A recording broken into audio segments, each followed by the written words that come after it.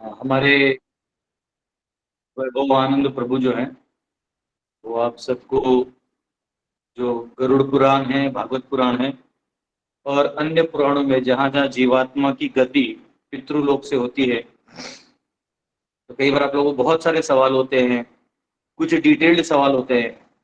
तो बेसिक चीजें तो मैं जानता हूँ, पर डिटेल्ड में बहुत अच्छे से पढ़ाई वैभव आनंद प्रभु इन्होंने किया है। तो मैंने सोचा कि क्यों ना, पितृपक्ष आया है तो प्रभु जी के मुखार विंद से इसका श्रवण किया जाए।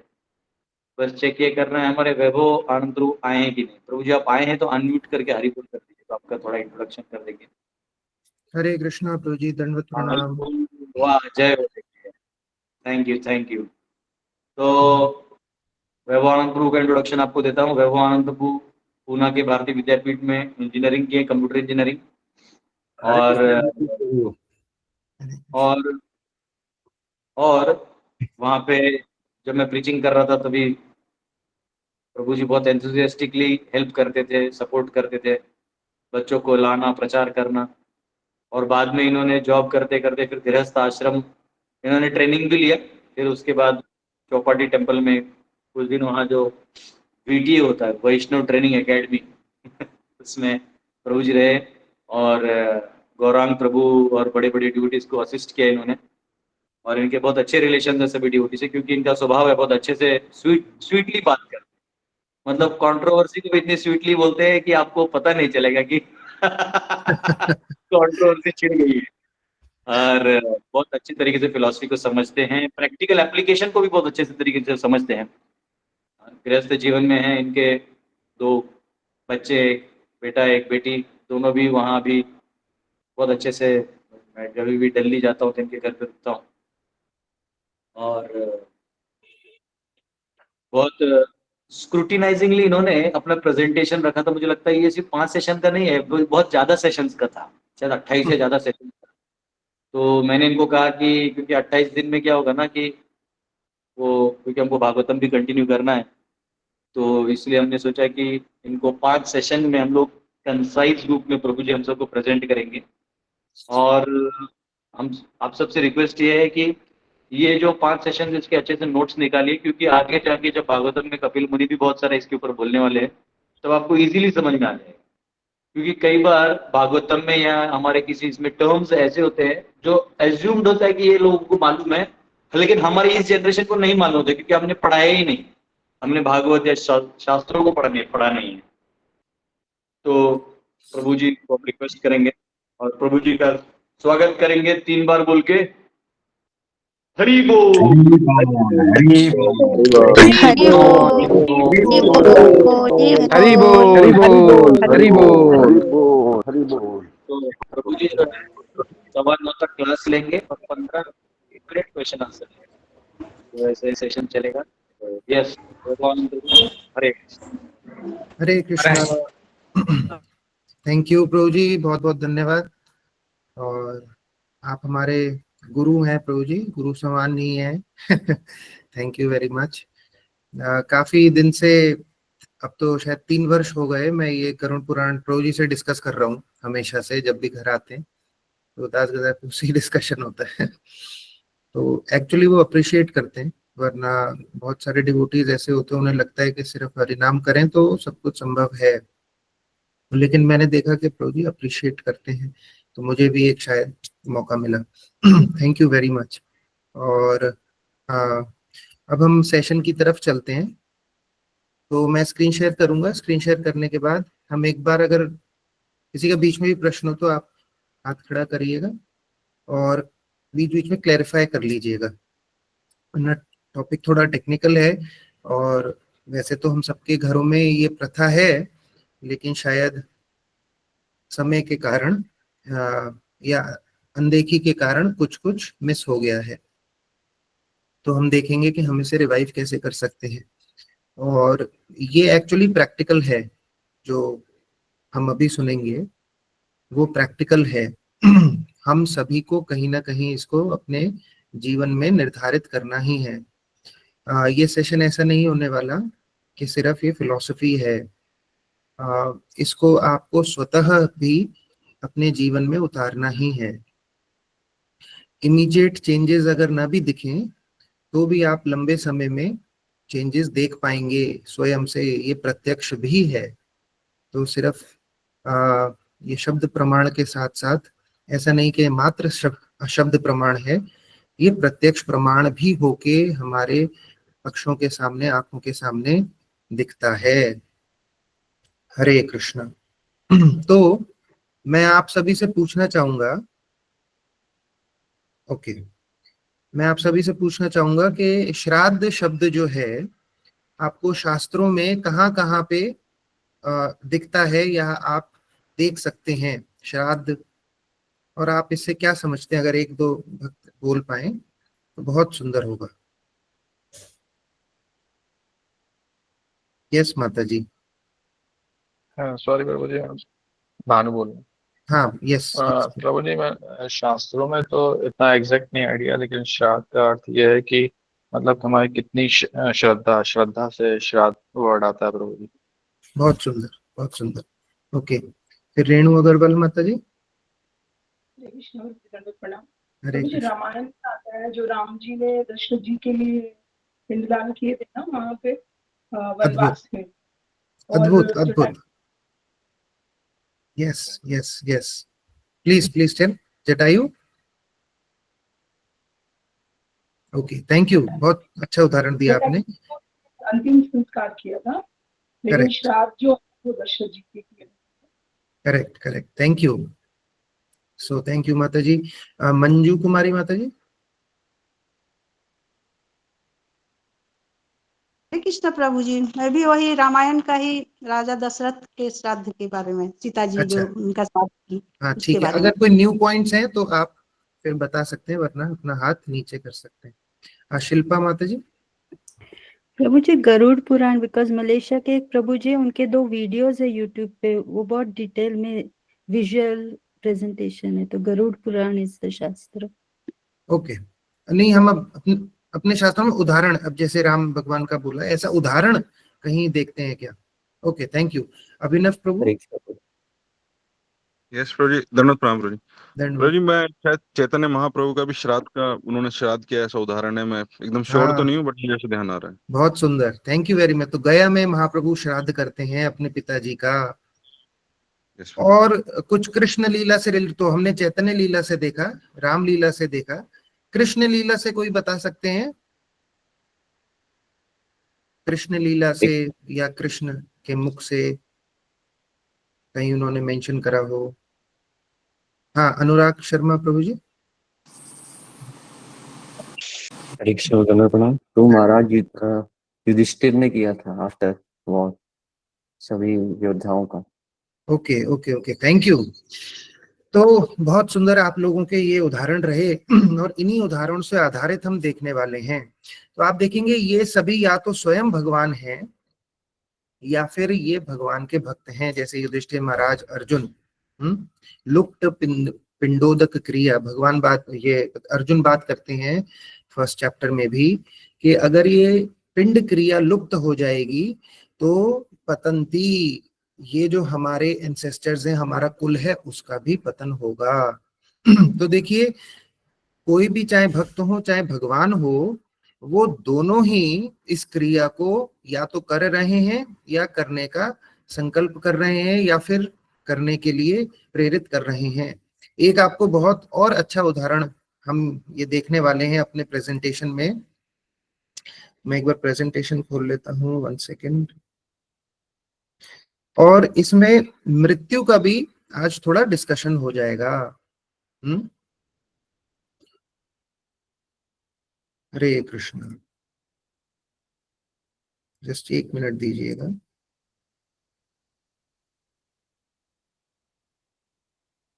ओके, और आपके जो प्रश्न हैं वो आप जैसे जैसे पूछेंगे वैसे वैसे हम इसको लेते चले जाएंगे। तो आपको अगर स्क्रीन दिखे तो बताइएगा।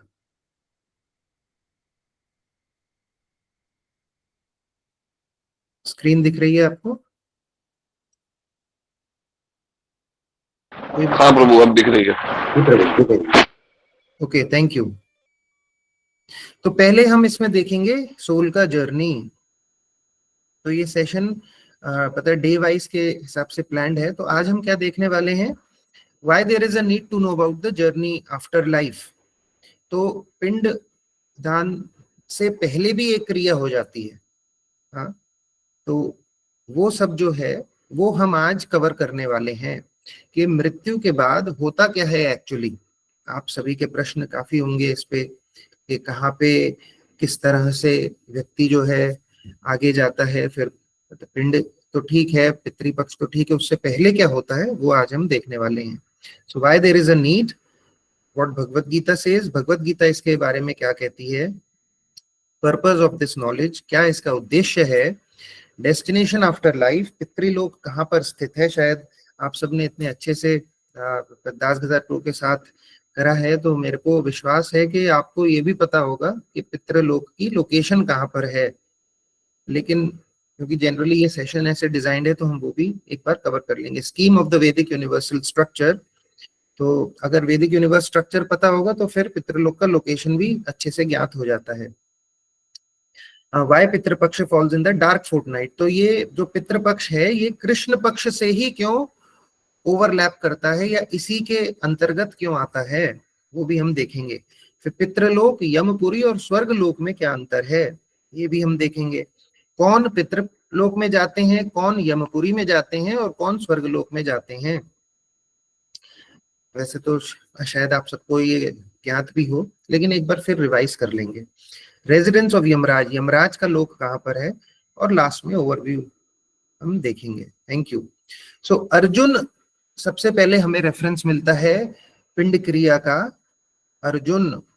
अर्जुन के मुख से, मुखारविंद से, पहले अध्याय के 41वें श्लोक में कह रहे हैं, संकरो नरकायैव कुलग्नानां कुलस्य च पतन्ति पितरो येषां लुप्त पिंडोदक क्रिया।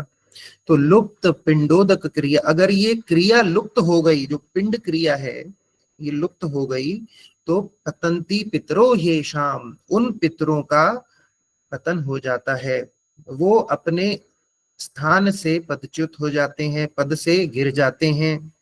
गिरने का अर्थ क्या है, और अपने स्थान, कौन सा वो स्थान है, उनके स्थान से गिरने से क्या प्रभाव पड़ेगा। तो देखिए हमारे शास्त्रों में अनेक प्रकार के ऋण बताए हुए हैं। 5 ऋण हैं, देव ऋण, पितृ ऋण, हाँ, इस तरह से 5 ऋण हैं। तो ये 5 ऋण जो हैं उसमें से जो देवताओं के प्रति ऋण है, आप उनकी, देवताओं की अगर उपासना करें या न करें तो वो ऑप्शनल है, लेकिन जो पितरों का है वो ऑप्शनल नहीं है। इसलिए अर्जुन यहाँ पे बात कर रहे हैं, वो इतना भी नहीं कह रहे कि देवताओं का जो क्रिया है, जो हवन है, बाकी सब चीजें हैं वो लुप्त हो जाएंगी। हवन का चिंता उन्हें नहीं है, लेकिन जो पिंड क्रिया है उसका चिंता है, या उसकी चिंता हो रही है अर्जुन को। क्यों? क्योंकि ये ऑप्शनल नहीं है। सबके पिताजी होंगे संसार में, सबकी माता होंगी, और कुछ ना कुछ पिताजी से हमें मिलेगा ही। तो चाहे देवताओं से भी हमें बहुत कुछ मिलता है, रेन्स है, बारिश है, फल है, लेकिन ये डायरेक्ट है, इनसे डायरेक्ट रिलेशन है अपने पितरों से। चाहे पिता हो, दादाजी हो, हमें अपना स्वरूप भी आप देखेंगे तो भी अपने पितरों से प्राप्त होता है। ये जो शरीर है ये भी कनेक्शन है हमारे माता पिता से, हमारे पूर्वजों से। तो इसलिए ये क्रिया ऑप्शनल नहीं है किसी के भी लिए। एक भी ऐसा व्यक्ति नहीं जिसके लिए ऑप्शनल है, मात्र सिर्फ उनके लिए ऑप्शनल है जो कि पूर्ण रूप से भगवान के नाम में 24 घंटा लगे हुए हैं। जैसे कि सुखदेव महाराज, सुखदेव गोस्वामी, ना उन्हें पहनने का ज्ञान है, कहने का अर्थ है कि ना वो कोई कपड़ा पहनना चाहते हैं, ना वो अपने तन को ढकना चाहते हैं। स्त्रियां जब उन्हें देखती हैं तो वो कहती हैं कि इनको तो पता ही नहीं है, ये चाहे ये नवीन युवा बालक दिखते हैं 14, 15, 16 वर्ष के, लेकिन इनसे हमें कोई खतरा नहीं है।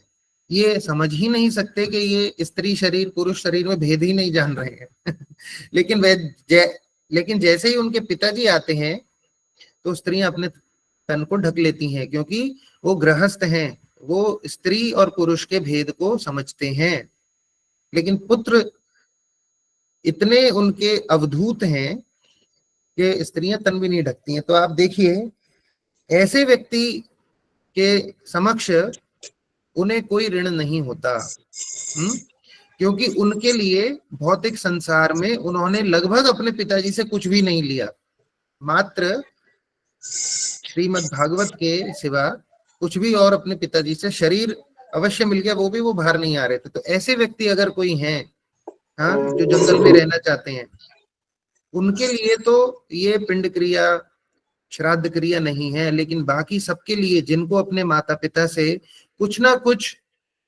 हमें मिला है, प्राप्त हुआ है, चाहे प्रॉपर्टी हो, चाहे किसी भी तरह का पढ़ाई शिक्षा हो, किसी भी तरह से मनी लक्ष्मी हमने अगर अपने पितरों से माता पिता से प्राप्त की है, तो हम पे ये एक जिम्मेदारी है कि हम पिंडदान भी करें। ये करना ही है, ये ऑप्शनल नहीं है। दूसरा चीज, देवताओं की पूजन जो है वो ऑप्शनल हो सकती है, लेकिन पिंडदान ऑप्शनल नहीं है। इसको नहीं करने के बहुत अलग, जो कि गलत परिणाम मैं कहना नहीं चाहता, लेकिन आपको कुछ अच्छे परिणाम प्राप्त नहीं होंगे, इसके विपरीत प्रतिकूल परिणाम ही प्राप्त होंगे। तो हम ये अर्जुन को देखते हैं कि अर्जुन देवताओं का जो क्रियाएं होती है उसको ना ध्यान करके पितरों की सबसे पहले मेंशन कर रहे हैं। फिर उसके बाद हम ये भी देखते हैं कि दूसरे अध्याय के 27वें श्लोक में भगवान कह रहे हैं, जातस्य ही ध्रुवो मृत्युर ध्रुवम जन्म मृतस्य च, जिसका जन्म हुआ है उसकी मृत्यु ध्रुव है, और जिसकी मृत्यु हुई है उसका जन्म भी ये ध्रुव है, होना ही है। तो ये श्लोक हमें बताता है कि आफ्टर लाइफ जो है that is truth. Bhagavad Gita में ये भगवान के मुख से उद्धृत है। न शोचितुम तुम हरसी न तुम शोचितुम हरसी। आप इसके बारे में ज्यादा विचार मत कीजिए अर्जुन। हाँ, मृत्यु है तो जन्म होगा ही, और अगर जन्म है तो मृत्यु होगी ही।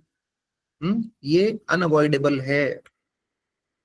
दूसरा, त्याग और संन्यास। ओके, 18th चैप्टर में भगवान ये कह रहे हैं कि जो त्याग है वो संन्यास से भी अधिक उसको प्रेफरेंस है। तो अर्जुन उनसे पूछ रहे हैं कि मैं त्याग और संन्यास में अंतर जानना चाहता हूं, हे केशी हंता। आप मेरे को ये बताइए त्याग और संन्यास में क्या अंतर है। तो देखिए ये भी एक त्याग है, अपने समय का त्याग है। हाँ, हो सकता है हम सभी संन्यास, हम में से शायद कोई भी सन्यासी नहीं है, लेकिन हम कुछ त्याग अवश्य कर सकते हैं। त्याग संपूर्ण मानव कल्याण और मानव सृष्टि के लिए है, मानव जाति के लिए त्याग है। कुछ ना कुछ त्याग सभी कर सकते हैं। हमारे पितरों ने हमारे लिए कुछ त्याग करा है, तो हम वो ऋण उतार तो नहीं सकते, लेकिन आप अपने पुत्रों को, अपनी आगे आने वाली पीढ़ियों को हम इसमें ट्रेनिंग दे सकते हैं कि जो त्याग हमारे पितरों ने हमारे लिए करा, वो त्याग जो है हम उस त्याग के उसको कृतज्ञता न हो जाए, उसको कृतज्ञ रहें, उसमें कृतज्ञता ना हो जाए, हम भूल ना जाएं उस त्याग को। तो इसलिए जो त्याग है भगवान इसको ऊपर रखते हैं संन्यास से। Krishna says giving up all activities that is based on material desire is what great learned men called the renounced order, and giving up the results of the activities is what is wise called as renunciation. तो आप activity, क्रिया ना छोड़ के, लेकिन क्रिया के जो रिजल्ट्स हैं उसको गिव अप कर देते हैं, तो वो त्याग कहलाता है। ठीक है, तो हमें पितरों का त्याग भूलना नहीं चाहिए, और पितरों ने जो हमें करा है उसको कृतज्ञ रहना चाहिए, कृतज्ञता नहीं होनी चाहिए। So what is the purpose? सबसे पहले तो one comes to know that this life is not all in all. जब हम अपने पितरों को देखते हैं, या कोई भी व्यक्ति अगर शुरुआत होती है या अध्यात्म की शुरुआत ही है, तो वो पहला ही है कि हम आत्मा है, हम शरीर नहीं है। ओके, अगर किसी को बेसिक लग रहा होगा तो ये सेक्शन वाइज है, please be with us. and we will progress further. Okay, तो हम टेक्निकल डिटेल्स में जाएंगे, लेकिन ये भूमिका के रूप में आप इसे देख सकते हैं. So one comes to know that this life is not all in all. यही जीवन सब कुछ नहीं है. We come out of the materialistic mode of life. हम एक जो भौतिक संसार की एक मानसिकता है, हाँ, उससे भी बाहर निकलते हैं इसको देखकर. जब हम मृत्यु का दर्शन, एक तरह से ये हो रहा है हमें, पूरी जो पिंड क्रिया है, बार बार स्मरण होता है अपने पितरों का, मृत्यु का बार बार स्मरण होता है, हमारी भी मृत्यु आने वाली है, इसका भी स्मरण होता है. तो ये मटीरियलिस्टिक जो लाइफ है, उससे हमें थोड़ा बाहर निकालने का ये प्रोसेस है. धीरे धीरे धीरे धीरे करके आपको एक संतुष्टि होगी कि ये सब हमें त्यागना है. He may then try to improve his next life or will try to improve his actions. तो कोई भी इसे जानेगा तो वो कम से कम ये सोचेगा कि मेरे को अपनी जो परलोक है, परलोक मतलब जो दूसरा लोक है, उसे सुधारना है. आपने ये सुना होगा, परलोक सुधारिए. एक होता है परलोक सिधारना, सिधारना मतलब चले गए, लेकिन परलोक सुधारिए. तो वो जो भी इस क्रिया में भाग लेगा उसको एक चीज तो समझ आ जाएगी कि ऐसा नहीं है कि मजे कर लेंगे और फिर आंख बंद हो जाएगी, फिर कोई चिंता नहीं है, बिल्कुल भी नहीं. When we know where we are heading towards, the fear of unknown gets reduced. तो जो मृत्यु का भय है वो भी क्षीण हो जाता है. जैसे कि उदाहरण देते हैं कि एक स्त्री जो है वो पहले के समय में क्यों इतना विलाप करती थी जब शादी होती है. पहले के समय में इसलिए विलाप होता था क्योंकि पता नहीं है कि जा कहाँ रहे हैं.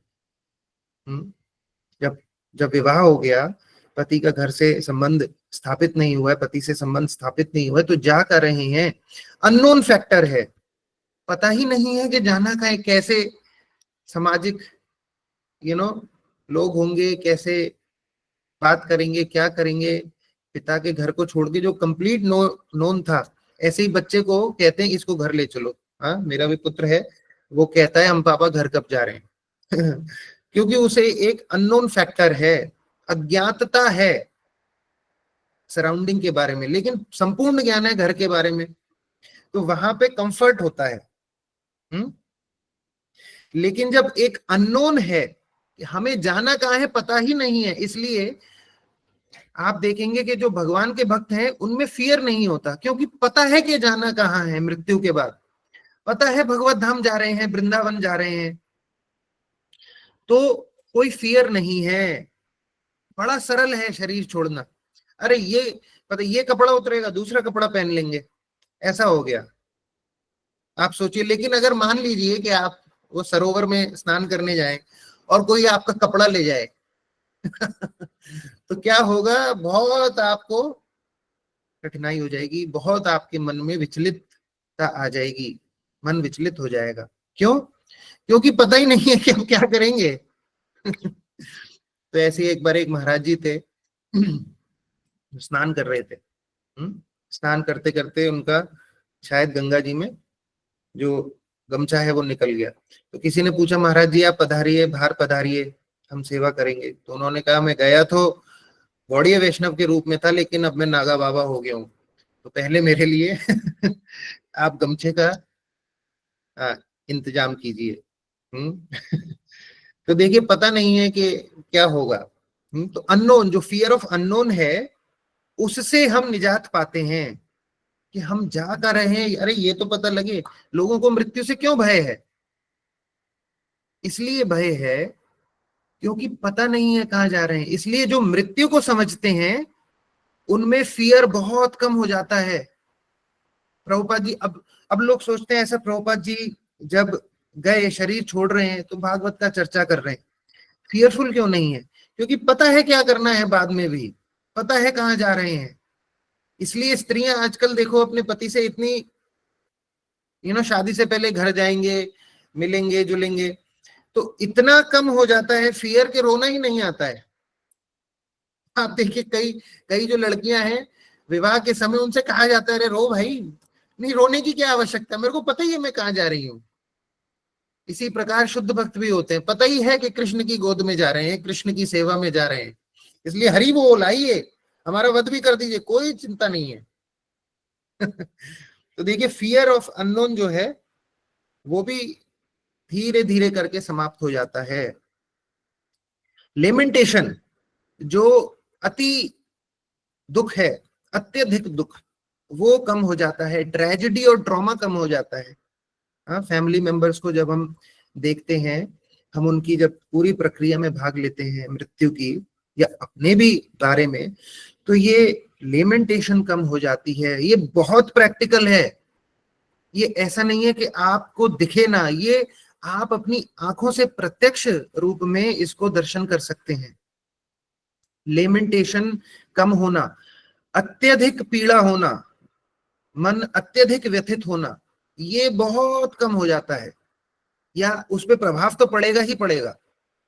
हाँ, इसका मतलब ये नहीं है कि आप भाव शून्य हो जाएंगे। इसका अर्थ ये नहीं है कि आपको भावनात्मकता में आप नहीं रहेंगे, नहीं, भावना तो रहेंगी रहेंगी। जैसे अर्जुन थे, पुत्र की हत्या हुई तो, या पुत्र वीर गति को प्राप्त हुए, बहुत पीड़ा हुई उन्हें, लेकिन फिर से क्योंकि गीता को जान रहे थे तो फिर से युद्ध में उतर गए। हाँ, पीड़ा तो होगी लेकिन बहुत समय तक, लंबे काल तक उसका प्रभाव नहीं रहेगा आपके ऊपर, क्योंकि आप जान रहे हैं कि अगला स्टेप क्या है, अगली दिशा क्या है, अगला स्थान कहाँ पे है जहां हमें आसीन होना है या कोई भी व्यक्ति आसीन होगा। Helps us to atone sins and help our ancestors, that is our prescribed duty. ये धर्म भी है। ये मात्र श्रद्धा नहीं है। तो धर्म है। धर्म क्या बताता है? आपको इस संसार में कैसे जीवन आगे बढ़ाना है। जैसे कि गाड़ी चलाने का एक धर्म है। हाँ, गाड़ी आप कैसे चलाते हैं उसका एक धर्म है। इसी प्रकार जीवन को, भौतिक जीवन को कैसे धीरे धीरे आगे ले जाना है उसका भी एक मैनुअल है, वो धर्म सिखाता है। श्रद्धा हमें बताती है कि जो हम देख नहीं सकते, जैसे कि भगवान कैसे दिखते हैं, हमें सामने नहीं, प्रत्यक्ष नहीं दिखते, लेकिन धर्म हमें बताता है जीवन कैसे निर्वाह करना है, और हमारे इससे पाप भी नष्ट होते हैं। हाँ, जब हम श्राद्ध, तर्पण इसको जानेंगे, मृत्यु को जानेंगे, तो पाप अपने आप खत्म हो जाएंगे, क्योंकि आपको स्वतः ही ये अंदर से, आपको स्वतः ही मन से ये ज्ञात होने लगेगा कि जो चीज, ये अगर शरीर अस्थाई है तो इसके लिए जो भी मैं कार्य कर रहा हूं वो मैं छोड़ूंगा, तभी इससे निवृत्ति होगी। तो पाप स्वतः ही कम हो जाएंगे। कितने ही प्रकार के आप पाप देख लीजिए, शरीर को बहुत अधिक लाभ पहुंचाने के लिए ही पाप होता है, चाहे वो व्यसन हो, पर स्त्री संग हो, पर पुरुष संग हो, किसी भी तरह का हो, शराब हो, मांस हो, अपने शरीर को ही पोषित करने का, इंद्रियों को ही पोषित करने के लिए सब कुछ हो रहा है। लेकिन जब आप मृत्यु और मृत्यु के बाद क्या स्थितियां, उसको अगर हम देखेंगे तो बड़ा सरलता से इसको हम लोग जान सकते हैं कि पाप को छोड़ना है, ये स्वतः हो जाता है। ये हम अपने प्रत्यक्ष रूप में इसको देख सकते हैं।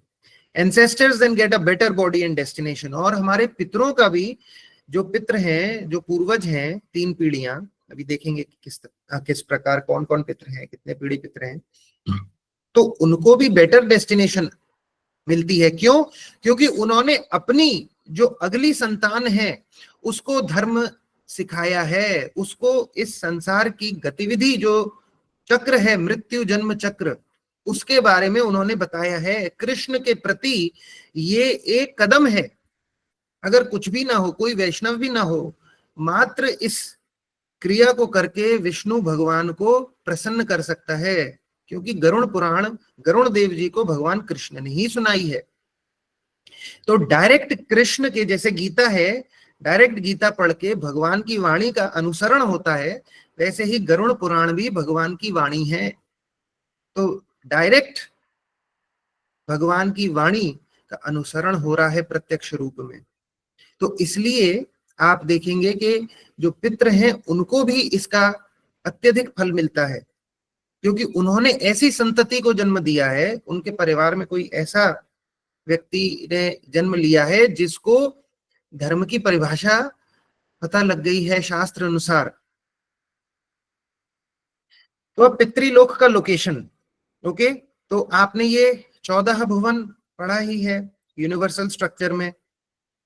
मिडल प्लैनेट्स, ये लोअर प्लैनेटरी सिस्टम्स, अतल वितल सुतल तलातल महातल रसातल पातल, और उसके नीचे पितृलोक आता है, उसके नीचे फिर हेलिश प्लैनेट्स, ये ऊपर वाले लोग भी आप सबको पता है, और बीच बीच में हमारी पृथ्वी तो है ही, सूर्य चंद्र चक्कर लगा रहे हैं, लेकिन जो सबसे नीचे है सारे, जो कि श्री बिल स्वर्ग इन्हें कहते हैं, बिल स्वर्ग, जो कि बिल के समान है, नीचे है धरती से, उसके नीचे पितृलोक, और सबसे नीचे फिर पितृलोक से भी नीचे नर्क। तो अब आपको यूनिवर्सल स्ट्रक्चर में लोकेशन कहाँ है काफी आप भक्तों को पता भी होगा, लेकिन मैं सिर्फ एक ओवरव्यू देने के लिए कह रहा हूं। और यहाँ सब जगह, यहाँ से नीचे से लेके और ऊपर तक, सत्यलोक तक, बर्थ डेथ तो रहता ही रहता है। ओल्ड एज और डिजीज तो सिर्फ पृथ्वी पे है, लेकिन बर्थ और डेथ तो रहेगा ही रहेगा। अनदर व्यू, एक और दूसरा व्यू है, जो कि यहाँ पे आप महाविष्णु गर्भोदक सागर में देख सकते हैं, गर्भोदक्षाई विष्णु, और इनके जस्ट यहाँ पर 28 हेलिश प्लैनेट्स, इनके ऊपर पितृलोक, और ये हमारे बिल स्वर्ग, ये भूमंडल, ऊपर सारी सृष्टि जो कि देवतागण ऊपर हैं। ये एक अनदर मॉडल है, ठीक है। अब जो मून का, अब बात आती है कि ये जो पितृपक्ष है वो सिर्फ इन 15 दिनों में ही क्यों आता है? वो इसलिए आता है क्योंकि जो कृष्ण पक्ष और शुक्ल पक्ष है, उसमें से जो कृष्ण पक्ष है वो पितरों को दिन है, और उनकी रात्रि क्या है? ये पितरों की जो रात्रि है वो देवताओं का दिन हो जाता है। तो जो शुक्ल पक्ष है वो एक तरह से देवताओं का दिन समान है। कई प्रकार के देवता होते हैं। अब आप पूछेंगे हमने तो पढ़ा है ऐसा कि 6 महीने जो है देवताओं का दिन होता है, वो स्वर्गलोक के देवताओं का, लेकिन बहुत सारी देवताओं की प्रजातियां भी हैं, जैसे कि किन्नर भी एक देवता की प्रजाति है जो यहाँ पे नहीं, जो और प्लैनेटरी सिस्टम्स में है। फिर जो वाद्य यंत्र देवता बजाते हैं उनकी भी एक, गंधर्वों की भी अलग है। तो कुछ देवताओं के लिए जो शुक्ल पक्ष है वो दिन रहता है, और जो रात्रि है वो पितरों के लिए कृष्ण पक्ष की हो जाती है। जो रात्रि है शुक्ल पक्ष की रात्रि हो जाती है पितरों के लिए। इसी प्रकार जो कृष्ण पक्ष है वो पितरों के लिए दिन रहता है, और क्योंकि भोजन दिन में ही होता है इसलिए ये जो कृष्ण पक्ष, अश्विनी कृष्ण पक्ष की, जो अश्विनी मास के, अश्विन मास के जो कृष्ण पक्ष में ये 15 दिन आते हैं, ये पितृपक्ष के नाम से प्रसिद्ध हैं। इसमें किसी का कोई प्रश्न है तो पूछ सकते हैं।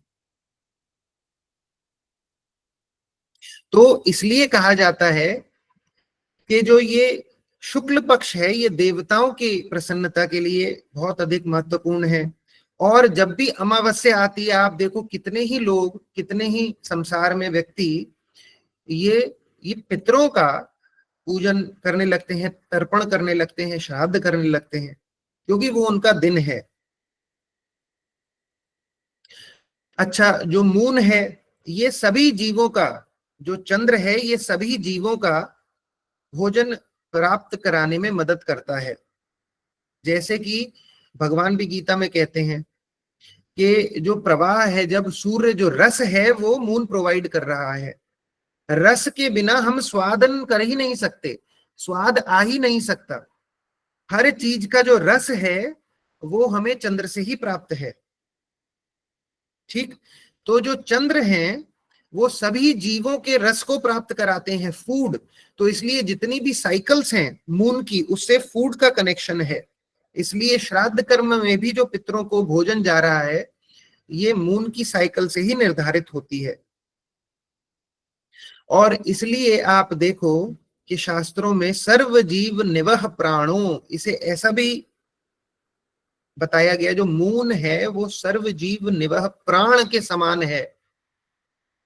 आप देखेंगे, इसलिए जो हमारा कल चंद्र ग्रहण था, तो व्यक्ति ऐसे पूछते क्या हो रहा है, ऐसा हम क्यों कर रहे हैं, सो नहीं रहे हैं रात में, या भोजन हमने जो चंद्र ग्रहण के पहले हमारा जो सूतक काल आया, 4 प्रहर पहले, 9 साढ़े 9 घंटे पहले सूतक काल, भोजन बंद कर दिया, क्योंकि अफेक्ट है, जो मून है वो भोजन को प्रभावित करता है, उसी से भोजन हमें निर्धारित है, जो चंद्र है उसी से सारे रस हमें प्राप्त हैं।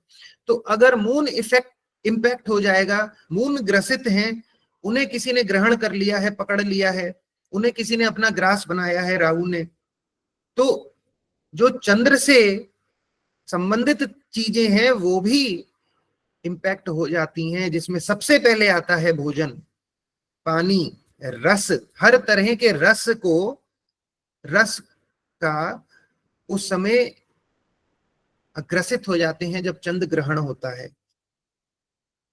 और यही कारण है कि पानी भी ग्रसित हो जाता है, मन भी ग्रसित हो जाता है। इसलिए कहते हैं भगवान का जितना आप नाम लेंगे उतना अच्छा है।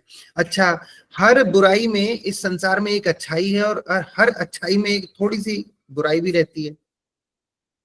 तो इसी प्रकार चाहे चंद्र ग्रहण जो है बहुत इनऑस्पिशियस है, बहुत ही अशुभ है, हाँ, सब चीजें इससे अशुभता को, अशुद्धि को प्राप्त होती हैं, लेकिन इसमें सर्वाधिक अच्छी क्या चीज है, सॉरी, ओके, सबसे अच्छा क्या है कि इसमें भगवान का नाम आप जितना लेंगे, मन को भौतिक संसार से बाहर निकाल के हरि का नाम जितना लेंगे, या पितरों का तर्पण करेंगे रात में, वैसे तो दोपहर में होता है पितृ तर्पण, अगर आप पितरों का तर्पण कर दें चंद्र ग्रहण में, करोड़ों गुना फल है, हजारों गुना फल है। तो इतना इसका प्रभाव है हरि नाम, हरि कीर्तन, हरि कथा, पितृ तर्पण का चंद्र ग्रहण में अत्यधिक अत्यधिक शुभता है, चाहे वो रात में ही क्यों ना हो। अब आप पूछेंगे ऐसा क्यों? क्योंकि शास्त्र हमें अलाउ कर रहे हैं, जैसे विवाह हो गया, पितृ तर्पण हो गया, शास्त्र कहते हैं दिन और रात दोनों में कर सकते हैं मुहूर्त आने पर। तो जो मून है ये बहुत इंपॉर्टेंट है। अगर हम ये समझते हैं कि कुछ चीजें दृश्य हैं, हम देख सकते हैं चांद को, हम चांद को ग्रसित होते भी देख सकते हैं, लेकिन कुछ चीजें हमें अदृश्य हैं, जैसे कि रस का प्रभाव। ये जो चंद्र है, ये सब्जियों में रस कैसे भरते हैं ये हमें अदृश्य है, ये फल में रस कैसे दे रहे हैं ये अदृश्य है, ये भोजन का रस कैसे हमें आस्वादित करा रहे हैं ये अदृश्य है। मन हमारा अदृश्य है, लेकिन प्रभाव तो होता है, हमारा मन मस्तिष्क प्रभावित हो जाता है।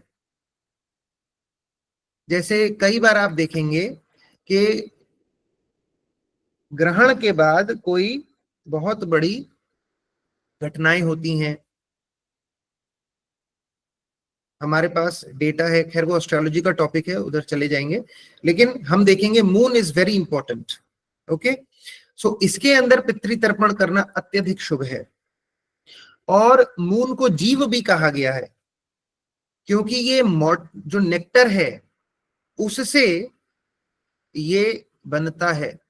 आपको शायद दास गदाधर प्रभु ने बताया भी हो, अवश्य इसकी चर्चा हुई होगी, कि जो नेक्टर है आप देखेंगे कि 15 दिन तक वो नेक्टर बढ़ता है, इसलिए हमें मून बढ़ता हुआ दिखता है, और 15 दिन तक वो नेक्टर कम होता है जब देवता उसे ग्रहण करते हैं, तब उसका जो मून के जो फेजेस हैं वो कम होते जाते हैं, अमावस्या पे पूर्ण तरह समाप्त हो जाता है। तो रोहिणी जी से उनकी पत्नी है, उनसे अत्यधिक प्रेम था, तो श्री दक्ष महाराज ने उन्हें शापित कर दिया कि तुमने अपनी जो मेरी बाकी बेटियां हैं उनको समय नहीं दिया है, इसलिए 27 जो नक्षत्र हैं उसमें रोहिणी नक्षत्र प्रमुख है। भगवान रोहिणी नक्षत्र में ही अवतरण लेते हैं, चंद्र की पत्नी है रोहिणी, सबसे अत्यधिक प्रिय। तो ये दक्ष जी ने इन्हें शाप दिया, तो भगवान जो चंद्रदेव हैं ये गए शिव जी के पास, तो शिव जी ने इन्हें धारण करा। अर्धचंद्र जो भगवान शिव के मस्तक पर है उन्होंने, भगवान ने धारण करा शिव जी ने। तब थोड़ा मून को संतुष्टि हुई, जो चंद्रदेव है उन्हें संतुष्टि हुई, और उन्होंने कहा कि आपका जो ये रूप है, स्वरूप है, पूर्ण हो जाएगा 15 दिन में, अगले 15 दिन में। तो ये स्थिति है। तो आप मून की साइकिल्स को, इतना आवश्यक है मून। भगवान कृष्ण भी मून के वंशज हैं, या फिर कहें चंद्रवंशी हैं। राधा रानी सूर्यवंशी हैं। भानु, वृष भानु, भानु मतलब सूर्य, वृष भानु की पुत्री। तो चंद्रवंश और सूर्यवंश में संबंध भी है। आगे चलते हैं। तो ये पितृलोक का हमने कवर कर लिया, ठीक है। ये वर्टिकल स्ट्रक्चर है जिसके अंदर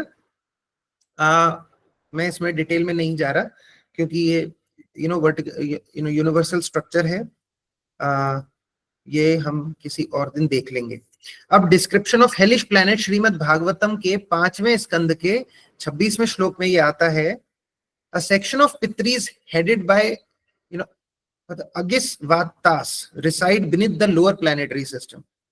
तो एक सेक्शन है ये पितरों का, जिसके अधिष्ठाता हैं ये अगिस्वातास। वो 7 जो लोअर प्लैनेटरी सिस्टम है, जो बिल स्वर्ग है, उनके नीचे वो रहते हैं, और ये भगवान से इनका संबंध है। जो किंग है वैवस्वत यमराज, जो वहां पे जो पित्र हैं, पितरों के राजा कौन है? यमराज जी ही हैं अल्टीमेटली। पता, यमराज जी अपने फॉलोअर्स के साथ और उनकी ओबीडियंस में, जो उनके फॉलोअर्स हैं, यमराज की जो ओबीडियंस है, उनको यमराज जी को फॉलो करते हुए उनको अच्छे बुरे परिणाम देते हैं। क्योंकि यमलोक के अंदर ही एक सेक्शन है पितृलोक का। तो यमपुरी जो हम देखते हैं, एक तो सम्यमणि है, जहां पे आपको वो जो हमारा मेरु पर्वत है उसके ऊपर साउथ में सम्यमणि है। एक तो वो स्थान है यमराज जी का, जहां उनका घर है सम्यमणि। एक है यमलोक, और यमलोक का ही एक सेक्शन पितृलोक। तो जो यमलोक है वहां पर कोर्ट है, और उस कोर्ट के अंदर यमराज जी निर्धारण करते हैं किसको कहां जाना है। वहीं पे ये पनिशमेंट अवॉर्ड होती है। और वहीं से आप देखोगे जीव जो हैं वो आगे की अपनी गति का निर्धारण करते हैं कि आप यहां से पितृलोक जाएंगे कि स्वर्गलोक जाएंगे। जो सामान्य पुण्य वाले हैं वो पितृलोक में रहेंगे, जो असाधारण पुण्य वाले हैं वो स्वर्गलोक में निवास करेंगे, और जिनका पुण्य नहीं है वो लोग, आप जानते हैं, पापी जन जो हैं वो नरकों की तरफ प्रस्थान कर जाएंगे। जितना पुण्य रह जाएगा, आपने बहुत अच्छा पुण्य करा, सामान्य पुण्य अच्छा करा, तो पितृलोक में निवास होगा। आपसे माफ, मैं किसी को ऐसा बोल नहीं रहा, आपसे मतलब है जो भी जा रहे हैं। और जो अत्यधिक स्पेशल रेयर पुण्य वाले लोग हैं इस संसार के, रेयरेस्ट ऑफ रेयर, शास्त्रों के अनुसार, अपनी भावना से नहीं, शास्त्रों के मत से जो पुण्य करता है, अत्यधिक पुण्य करता, वो ही स्वर्ग में जाते हैं, प्रस्थान करते हैं। तो आप ये मानिए पितृलोक भी बहुत, वो स्वर्ग जैसा ही वहां पर, स्वर्ग तो नहीं है लेकिन स्वर्ग जैसा ही वहां पर साम्राज्य है, बहुत अच्छी स्थिति है।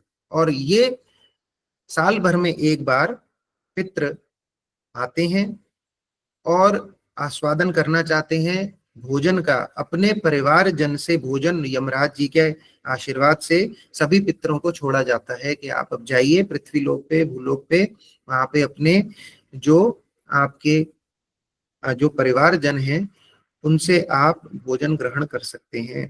तो कहते हैं कि देवता आपको आशीर्वाद दें या न दें, पितृ आपको आशीर्वाद अवश्य देंगे, क्योंकि संबंध है।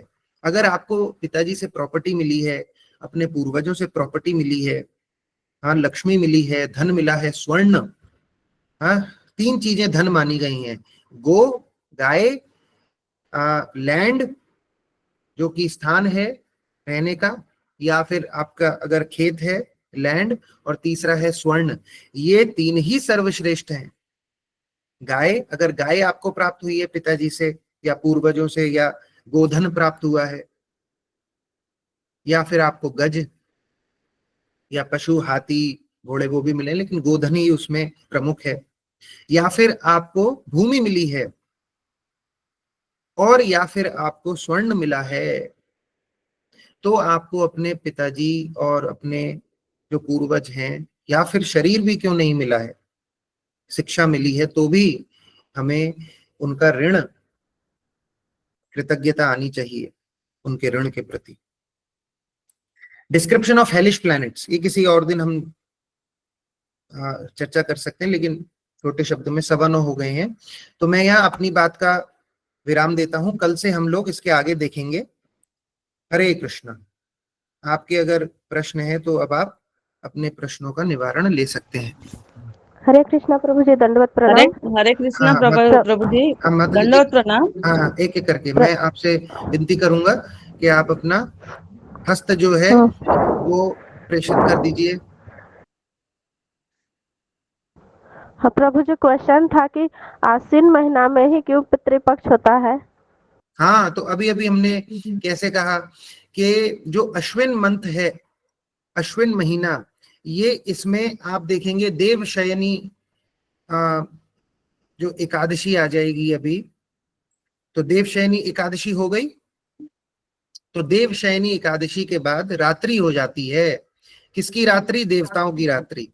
और वहां से दिन निकल आता है पितरों का, है कि नहीं?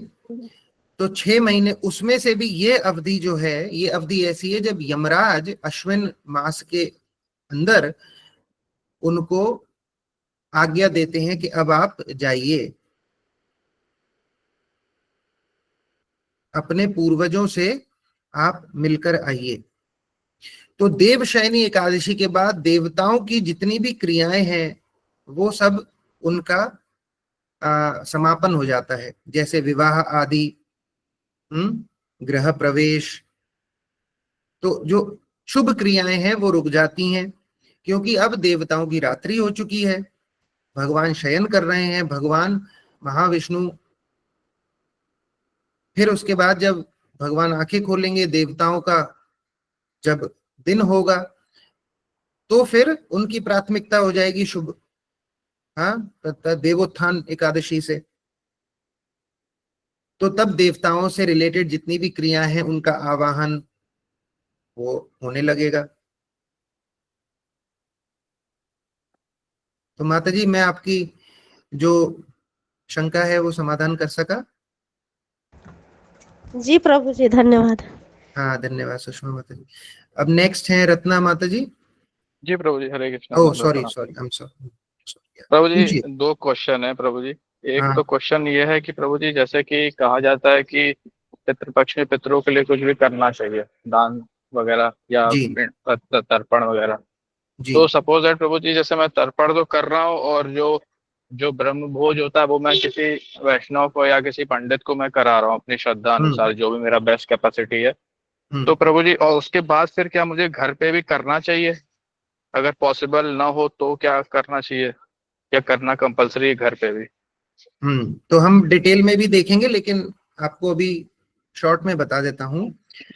आपके जो पितृ हैं ना, उनका संबंध आपके ग्रह से है, मंदिर से नहीं है। आप इस पे विचार कीजिए। शास्त्र कहते हैं जो सबसे उत्तम श्राद्ध है वो घर में ही होता है, क्योंकि संबंधी जो हैं आपके पूर्वज, उनका संबंध किसी और स्थान से न होके आपके घर से सर्वप्रथम है कि नहीं?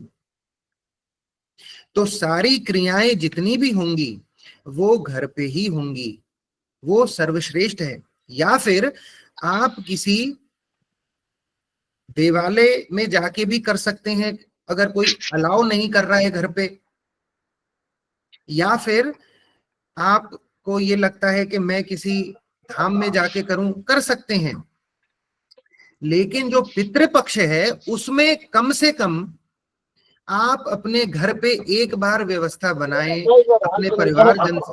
हरे कृष्ण। हाँ, एक बार प्रभु जी म्यूट कर लेंगे। हाँ, थैंक यू।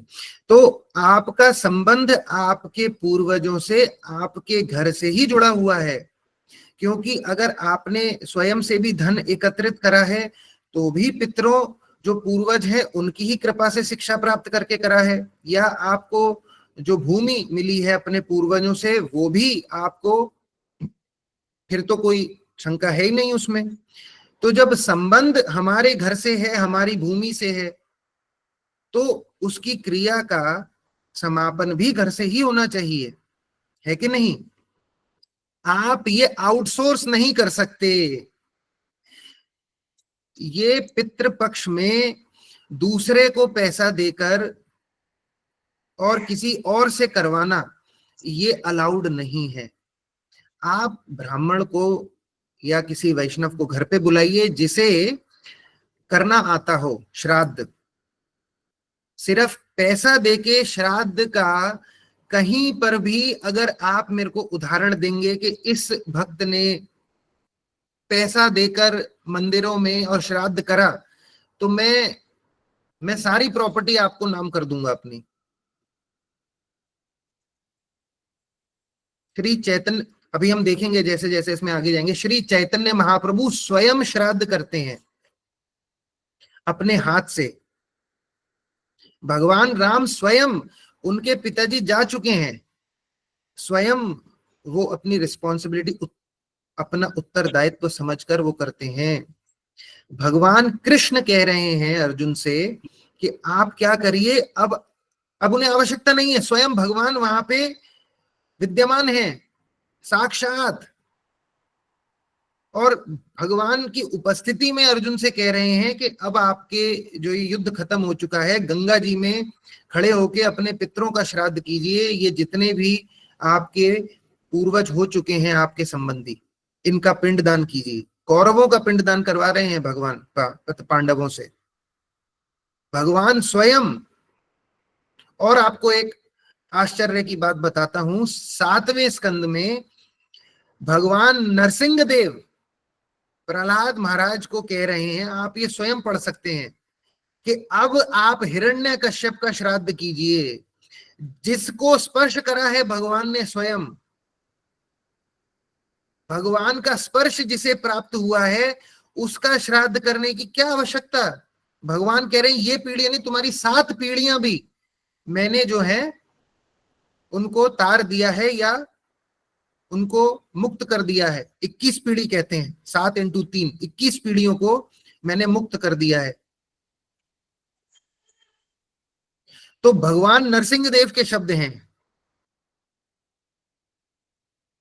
तो मैं आप सबसे विनती करूंगा, श्राद्ध ब्राह्मण को बुला के तर्पण कीजिए, हम देखेंगे, और आप अपने घर में करेंगे, अपने हाथों से हो सके तो भोजन उस दिन आप या आपकी पत्नी मिलके बनाएं, या आपकी पत्नी बना लीजिए, आप तर्पण करें। हाँ, फिर उसके बाद जो है आप उन्हें अपने हाथों से पवाएं। जो भी ब्राह्मण या वैष्णव आएंगे आपके घर पे, उन्हें कुछ दान दीजिए, गो, भूमि या स्वर्ण, या कुछ ना हो सके तो लक्ष्मी दीजिए, कुछ ना हो सके तो एक वस्त्र दीजिए। हाँ, कुछ तो करना चाहिए। आपके पितृ उस ब्राह्मण में विद्यमान होकर भोजन कर रहे हैं। हम देखेंगे कथा में किस प्रकार सीता मैया जो हैं, कल हम इसको विस्तार से देखेंगे, सीता मैया जो हैं किस प्रकार तीनों अपने पूर्वजों को, जिन ब्राह्मणों को वो भोजन करा रही हैं जंगल में, श्री पुष्कर जी में श्राद्ध करते समय भगवान राम से छुप जाती हैं। भगवान राम पूछते हैं क्या हुआ, कहते हैं मैंने तीनों को इन ब्राह्मण के शरीर में विद्यमान देखा। तो भगवान राम कहते हैं हाँ सही है, पितराएं हैं, इन्हीं ब्राह्मण के शरीर में विद्यमान होकर भोजन कर रहे हैं। तो मेरी आपसे विनती है कि पैसा देके कोई श्राद्ध नहीं होता, ऐसी एक भी विधि कहीं नहीं है। हरे कृष्ण। ओके प्रभु जी, अच्छा इसमें से एक चीज और ऐड करनी है प्रभु जी, अगर ब्राह्मण अवेलेबल ना हो तो क्या गाय को खिला सकते हैं? प्रभु जी ऐसा कैसे संभव है, आप बताइए। भारत भूमि में आप हैं, कहाँ कहाँ पर हैं प्रभु जी आप अभी? प्रभु जी मैं एक्चुअली बहुत गोरखपुर से 60 किलोमीटर अवे हूँ, थोड़ा इंडस्ट्रियल एरिया में हूँ, चलेगा तो तो इसीलिए कोई, मैं पूछ रहा था। ठीक है, कोई आपके भाई हैं प्रभु जी? जी प्रभु जी भाई हैं, लेकिन अभी वो भी प्रभु जी किसी रीजन से न्यू दिल्ली आज पहुंचे हैं हॉस्पिटल में, मतलब मेरे जीजाई का हार्ट अटैक आया, इसलिए पॉसिबल नहीं है, इसलिए मैं पूछ रहा हूँ। चलेगा, तो मैं आपसे विनती करूंगा, आसपास भारत भूमि में अगर आप हैं तो ये संभव है कि एक ब्राह्मण को मात्र एक दिन बुलाना है प्रभु जी, सर्वपितृ अमावस्या, कुछ भी ना ओके आपको वो तिथि भी ध्यान ओके नहीं है तो एक सर्वपितृ अमावस्या को अरेंज हो जाएंगे, बहुत सरल है ओके प्रभु जी, समझिए। है ना। जैसे आप 60 किलोमीटर दूर आपने खोज लिया ना वो नौकरी, जी प्रभु जी। वो संभव था, तो भारत भूमि में तो कम से कम संभव है पता है किसी ब्राह्मण या वैष्णव को बुलाना, जिसे ओके विधि आइए, पता हो वो आपका तर्पण करवा सके। Hare Krishna. Thank you so much प्रभु जी, धन्यवाद। हाँ धन्यवाद। हरे गिरिराज कृष्ण प्रभु जी। हाँ बताइए। हाँ गिरिराज प्रभु जी। मीणा मत, एक मिनट बस, गिरिराज प्रभु को ले लेते हैं, आपका 4th नंबर है। हाँ हरे कृष्ण प्रभु जी, दंडवत प्रणाम। हरे कृष्ण। हाँ दंडवत, हरे कृष्ण। हाँ प्रभु जी, मेरा सवाल था प्रभु जी, अभी हमें यहाँ ब्राह्मण मिलते हैं लेकिन वो अथुरे, हमें मालूम नहीं कि उनको आता है कि नहीं, कि वो ठीक से करते हैं कि नहीं, कि वो कैसे चेक, यानी कैसा करें? हाँ देखिए ना, आप उनको पूछिए, प्रश्न कीजिए, जब हम विधि डिस्कस करेंगे आप उनको पूछिए, अगर नहीं भी आता है तो मैं आपसे विनती करूंगा कि आप तर्पण की विधि का वीडियो मैं दे दूंगा आपको, कैसे करते हैं तर्पण। 5 मिनट का सरल विधि है, साल में एक बार करना है अपने पितरों के लिए। ओके तो और उसके बाद कोई तो आपको मिलेगा, आपका स्थान कहाँ पर है प्रभु जी? नांदेड़ महाराष्ट्र में है। अरे वहां तो कोई भी, आपको कितने भक्त हैं, आप किसी से भी संपर्क कीजिए, कोई एक दिन को आएंगे आपके घर, कोई ऐसे ब्राह्मण मिले, कितने ही मंदिर आपके घर के पास होंगे, कहीं तो आपको मिलेंगे। हाँ ऐसा तो असंभव है, मैं नहीं मान सकता कि भारत भूमि में ब्राह्मण ही अच्छे नहीं है। नहीं, हमें पता नहीं चलता कौन सा यानी मंत्र मंत्र बोल रहे हैं, ठीक कोई बोल बात नहीं, कोई बात नहीं, अगर नहीं पता लग रहा तो मैं आपको विधि बता दूंगा। आप जो वो तर्पण की विधि है वो आप कर लीजिए स्वयं से, आपको मंत्र भी दे देंगे, आप स्वयं कर सकते हैं। अपने घर पे बुला के उन ब्राह्मण को भोजन पवा दीजिए, या वैष्णव कोई मिल जाए उन्हें भोजन पवा दीजिए, बताइए कि हम श्राद्ध कर रहे हैं।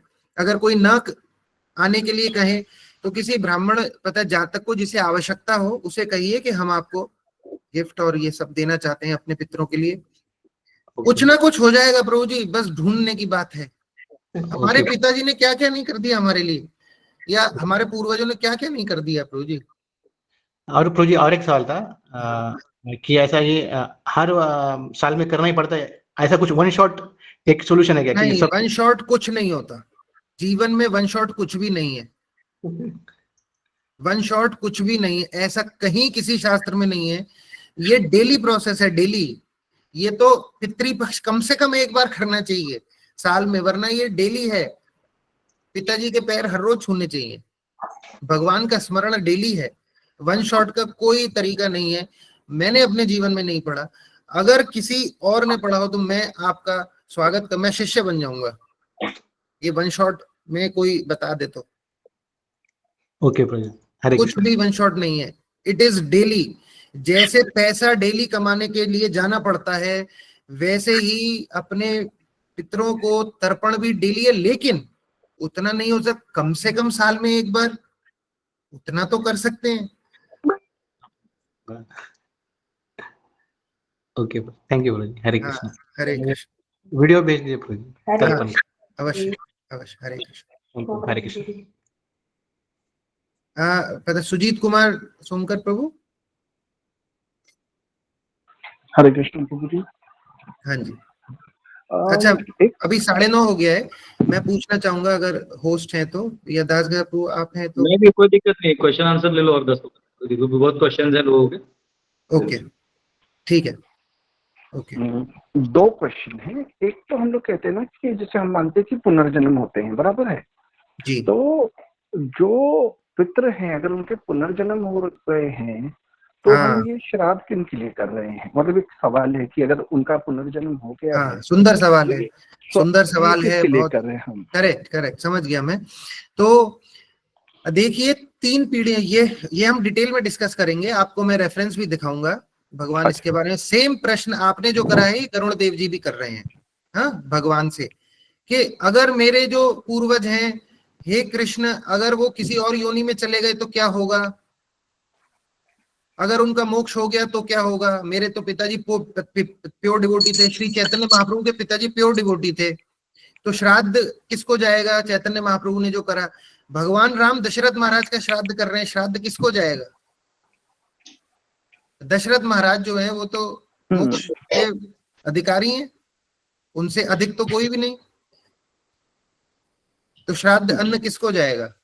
या फिर अगर वो किसी और योनि में चले गए तो किसको जाएगा? तो बहुत ही सुंदरता से 10th चैप्टर में बता रहे हैं, प्रेत खंड के गरुड़ पुराण में, भगवान कृष्ण कि जिस भी योनि में आपके पितृ हैं, पहली बात तो सिर्फ 3 पीढ़ियां ही श्राद्ध के लिए मान्य हैं, 3 पीढ़ियों का ही श्राद्ध होता है, उसके बाद वाली पीढ़ी का श्राद्ध नहीं होता है। तो अगर इन 3 में भी कोई किसी और योनि में चला गया या मोक्ष हो गया, तो पहले बताता हूं, किसी और योनि में चला गया तो भगवान कहते हैं उस योनि में उसको जो श्राद्ध अन्न है वो कन्वर्ट होके उसकी भोग्य वस्तु के रूप में प्राप्त हो जाएगा। और फिर भगवान बता रहे हैं कौन से, हम देखेंगे, ये आएगा आगे। तो जैसे कि अगर कोई मनुष्य बन गया तो वो अन्न के रूप में, जैसे कि अन्न के रूप में कन्वर्ट होके उसे मिल जाएगा किसी भी रूप में, मतलब कहीं से भी उसको अन्न आ जाएगा। कभी कभी हम भूखे होते हैं, पता लगा कहीं से प्रसाद कोई दे गया, कैसे हो रहा है ये? हमें अदृश्य है, हम कहेंगे ये पूर्व जन्म का हमारा संस्कार है। अरे किसी ने आपको, शायद किसी ने कर दिया, वहां पे आपको मिल रहा है, यहाँ पर आपको विस्मृति है। जैसे कि यहाँ से पैसा भेजेंगे ना रुपीज में, पता रुपया में पैसा भेजेंगे ना, तो यूएस में डॉलर में मिलेगा आपके जो संबंधी हैं उनको। यहाँ से पैसा, जब हमारे यहाँ ऐसी व्यवस्था है तो आप और हमें क्या ये विश्वास नहीं होना चाहिए कि भगवान ने भी ऐसी व्यवस्था कर रखी होगी? जब ये प्रश्न हम भी सोच सकते हैं तो क्या भगवान नहीं सोचेंगे इस प्रश्न के बारे में? हमने ऐसी व्यवस्था कर रखी है कि मैं अगर यहाँ से पैसा भेजूं तो मेरे जो माता पिता हैं या बच्चे हैं, जो भी है किसी और देश में, उसको उसी करेंसी में मिलना चाहिए, उसी में मिलता है साहब। और अगर किसी का मोक्ष हो गया हो तो भगवान कहते हैं मैं उसका आस्वादन करता हूं, ये मेरे को प्रीति देता है, पता मैं उसे ग्रहण कर लेता हूं। मतलब आप डायरेक्ट भगवान को प्रसन्न कर सकते हैं श्राद्ध करके, डायरेक्ट।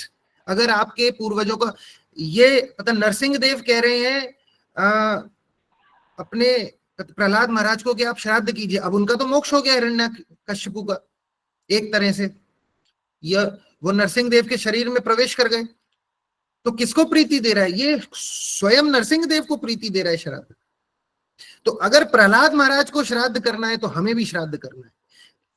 अगर नरसिंह देव के मुख से नरसिंह देव कह रहे हैं तो सोचिए इससे और अधिक क्या होगा। स्वयं आके। आपकी शंका का समाधान हुआ प्रभु?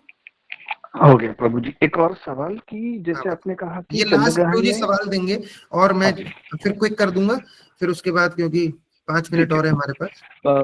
जैसे अभी कल तो मैंने तर्पण नहीं किया, मैं कब कर सकता हूँ? इस हफ्ते में कर सकता हूँ? बस इतना ही जानना। हाँ कर सकते हैं, हर रोज। पता है जो तर्पण है मैं बताऊंगा, श्राद्ध और तर्पण में अंतर क्या है। तर्पण जो है ये अलग अलग प्रकार के तर्पण है। देव तर्पण, अब जैसे सूर्य को अर्घ दे रहे हैं वो भी एक तर्पण ही है, लेकिन देव तर्पण, ऋषि तर्पण, पितृ तर्पण, ये 3 तरह के तर्पण होते हैं। उसमें से ये तीनों डेली प्रोसेस था हमारा पहले, ठीक है, 2-2 5-5 मिनट लगते हैं, लेकिन ये विस्मृति हो गई है, कोई बताने वाला नहीं है। हाँ, ये हर रोज जैसे पूजा आप दिया दिखाते हैं भगवान को हर रोज, ऐसे ही था ये तर्पण। बहुत बहुत सरल है, 5 मिनट लगेंगे, लेकिन ठीक है हर रोज नहीं कर सकते कोई बात नहीं, कम से कम ये 15 दिन कर सकते हैं। कुछ नहीं कर सकते तो मात्र सर्वपितृ अमावस्या कर सकते हैं, ये सबके लिए है। हरे कृष्ण। हम इसको डिटेल में देखेंगे प्रभु जी आने वाले सेशंस में। हाँ, नेक्स्ट प्रभु जी कौन है? हरे कृष्ण माता जी। हरे कृष्ण प्रभु जी। हाँ, मीना माता जी बताइए। हाँ, प्रभु जी मेरा मतलब लड़का जो है वो कुछ करने का मतलब उसका यही नहीं है, कुछ देखा नहीं है, और दोनों लड़की की शादी हुई है, तो मैं तर्पण कर सकती हूँ क्या? और जो अभी 4 ही महीने हो गए इनको जाके, तो अभी जो पितृ पंद्रवड़ा में मैं क्या करना है? कृष्ण मंदिर में उधर के जो है ये ब्रह्मचारी, तो वो बोले कि यहाँ 11 तारीख को आके कर सकते हैं। करेक्ट। तो मैं आपसे विनती करूंगा माता जी कि अभी आपका, मैं सब फैमिली उसमें मैं रिक्वेस्ट करूंगा अगर आपके पुत्र को आप मना सकें कुछ भी करके कि बेटा एक बार घर पे आ जाए, चाहे मतलब साथ में रहिए। नहीं प्रभु जी, बहुत मुश्किल है, गदाधर प्रभु जी उनको मालूम है। अच्छा ठीक है, ओके। तो कम से कम उसको कह दीजिए कि तुम थोड़ा लक्ष्मी दे दो। अगर वो भी संभव नहीं है तो कोई बात नहीं, एक ब्राह्मण को बुलाइए, अपना गोत्र, अपना जो आपका सारा है वो बताइए उनको, उनके द्वारा आप कर सकती हैं, उनको घर पे बुला लीजिए। और घर पे बुला के, ये कृष्ण मंदिर है इधर, अच्छा, गौड़ीय का, तो उन्होंने बोला कि मतलब तीर्थ स्थान के जैसे इधर किया तो भी चलेगा, क्योंकि घर में है नहीं कोई।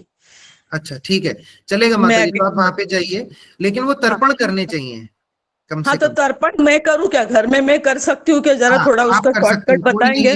हाँ, मैं बता दूंगा आपको, और मैं डिटेल भी बता दूंगा, और आप तर्पण भी अपने हाथ से, कोई भी नहीं है तो आप करिए, नो प्रॉब्लम। हाँ हाँ हाँ, कोई ऐसी मैं लिख के दूं क्या? लिख के लूं या? हाँ नहीं माता जी, मैं अभी ये जो सेशंस आएंगे ना, इसमें पूरा डिटेल में हम देखेंगे इसको, या आपको वीडियो भेज दूंगा, उसमें आप उसको देख के और कर सकते हैं। मैं आपको शॉर्ट विधि बता दूंगा एक, आपको ज्यादा। हाँ, और सॉरी, ये सर्वपितृ में भी है, मेरे मम्मी पापा भी नहीं है और भाई भी नहीं है कोई, तो उनका भी सर्वपितृ में मैं कर सकती हूँ ना? उधर ही मंदिर में ही करूंगी जाके। आपके भाई का तो उनके पुत्र करेंगे ना माता जी? नहीं है ही नहीं है कोई। अच्छा, फिर ठीक है। अगर कोई भी नहीं है, अगर आपके रिश्तेदार में भी कोई भाई भतीजे में भी नहीं है, तो आप कर लीजिए, किसी को बुलवा के कर लीजिए और उनके नाम से भोजन करवा दीजिएगा। एक दिन में 2 श्राद्ध से ज्यादा मत कीजिए, एक दिन में 2 श्राद्ध से ज्यादा मत कीजिए। नहीं, ये इनका 11 तारीख को करूंगी, और सर्वपितृ को सबका, मेरे सास ससुर सब, मैं यहाँ भी बड़ी हूँ। अच्छा ठीक है। हाँ, दूसरी तो बात, मंदिर में ही प्रभु जी को, एकादशी को कोई श्राद्ध नहीं होगा। हाँ ठीक है, एकादशी को कोई श्राद्ध नहीं होगा। एकादशी का श्राद्ध द्वादशी पे होगा। एकादशी को अन्न से, क्योंकि अन्न इसमें करना ही पड़ता है, एकादशी को कोई श्राद्ध नहीं होगा। प्रभुपाद जी लिख भी रहे हैं, ये ब्रह्म वैवर्त पुराण से जीव गोस्वामी को कोट कर रहे हैं कि एकादशी को कोई श्राद्ध नहीं होता, एकादशी का श्राद्ध द्वादशी को हो जाता है। अगर किसी की मृत्यु सही ढंग से नहीं हुई है, जैसे कि दुर्घटनावश हो गई है, या किसी की मृत्यु, अकाल मृत्यु हो गई है, किसी की वो बिस्तरे पे मृत्यु हो गई है, बिस्तर पे ही चले गए, इन सब के लिए कुछ चतुर्दशी पे श्राद्ध करना चाहिए। अगर, और जिनकी मृत्यु वो चतुर्दशी पे हुई, जैसे मेरे दादाजी की मृत्यु हुई है वो जो चतुर्दशी पे, तो हम सर्वपितृ अमावस्या पे करते हैं। लेकिन जो अकाल मृत्यु को प्राप्त हुए हैं, उनका श्राद्ध चतुर्दशी को ही होगा। जैसे हमारी मामी जी का श्राद्ध चतुर्दशी पे होता है, चाहे वो सुमंगला थी। अच्छा, जो माताएं सुमंगला गई हैं, जिनके पति थे और उनका देहांत हो गया, उनका श्राद्ध नवमी पे होता है। अच्छा, ठीक है। हाँ, तो ये सर्वपितृ को है ना, वो भी कृष्ण मंदिर में उधर ही करूंगी। और दूसरी बात, तर्पण रोज का क्या करना है? अभी मुझे ही करना पड़ेगा, क्योंकि बाकी के जो बच्चे बेटा है उनके उनके लिए, तो ये सब मुझे बताइए प्लीज। ठीक है, तो मैं एक वीडियो भेजता हूँ दास गदाधर प्रभु को, वो सर्कुलेट कर देंगे। हाँ, और गौशाला में मैं 15 दिन के लिए लक्ष्मी ये करके आई हूँ, मैं खुद भी जाती हूँ मत बीच बीच में। अच्छा, हाँ, तो गौशाला का वो करूंगी मैं, मतलब पितृ पंद्रवड़ा में करूंगी, बीच बीच में जब भी जाती हूँ तो गौशाला में कर देती हूँ। अच्छा है, चलेगा। अभी हम देखेंगे माता जी कौन कौन से जीवों को इसमें खिलाना चाहिए आगे आने वाले सत्रों में। हाँ ठीक हाँ है, थैंक यू। हाँ हरे हाँ। कृष्णा। हरे कृष्णा प्रभु, हरे कृष्णा। अच्छा, आज 9:40 हो गया। मैं आपसे विनती करूंगा, जो बचे हुए प्रश्न हैं हम कल इसको ग्रहण करेंगे और कल के सत्र में इसको समापन करेंगे। हरे कृष्णा प्रभु जी, बहुत अच्छे से बताए प्रभु जी, हरि बोल। हरे कृष्णा और प्रभु जी, दंडवत प्रणाम प्रभु जी। कोई बात नहीं मानते कैसा करने का प्रभु जी? हाँ, मैं बताऊंगा कल। कल आने दीजिए सत्र को, आपकी सारी समस्या। हरे कृष्ण प्रभु जी, बहुत सुंदर आपने हरे कृष्ण शुक्रवार हरे के बारे में बताया। बहुत बहुत धन्यवाद प्रभु जी।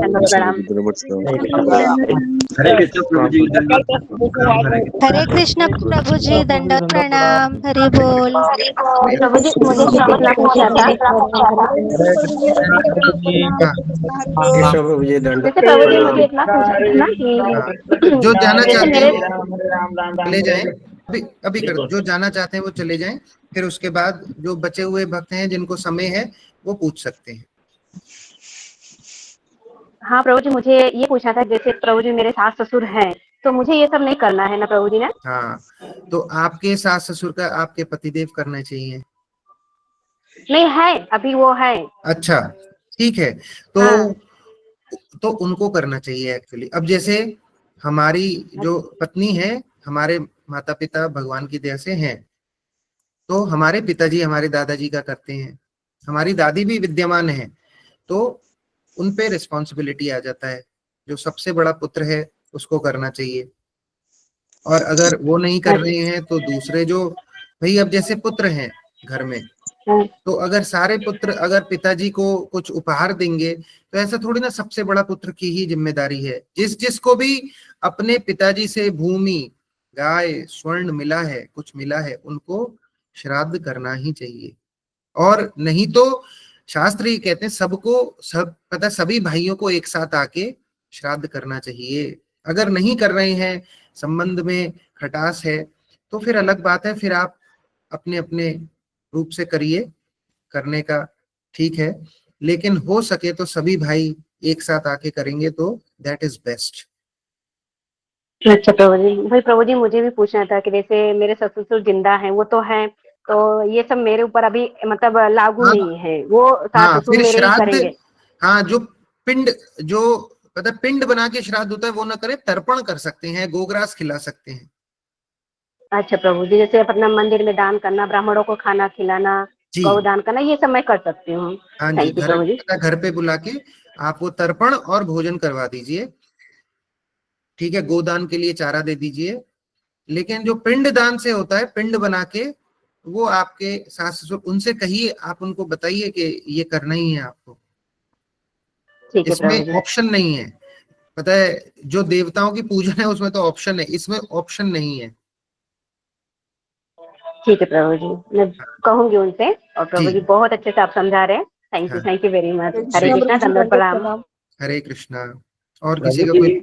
प्रभु जी, श्राद्ध एक ही बार होता है कि हर साल तो श्राद्ध नहीं होता, हर साल तर्पण कर सकते हैं? हाँ जी, हरे कृष्णा प्रभु जी। श्राद्ध तो एक बार कर दिया, जैसे मेरे पिताजी मर गए, मेरे माताजी मर गई, तो हम भाई लोग मिल करके श्राद्ध कर दिए, उनका श्राद्ध किए, और गया में जाके पिंडदान मेरे बड़े भाई साहब कर दिए, तो मुझे भी फिर पिंडदान उनके लिए करना है कि नहीं करना है? अच्छा, तो आप, ऐसा शास्त्र में मैंने अभी तक पढ़ा नहीं है, लेकिन जो प्रथा है वो ये है कि अगर गया जी जाके कर दिए तो फिर श्राद्ध करने की कोई आवश्यकता नहीं, तर्पण कर सकते हैं, ठीक है, ये ऐसा मान्यता है समाज में इस समय।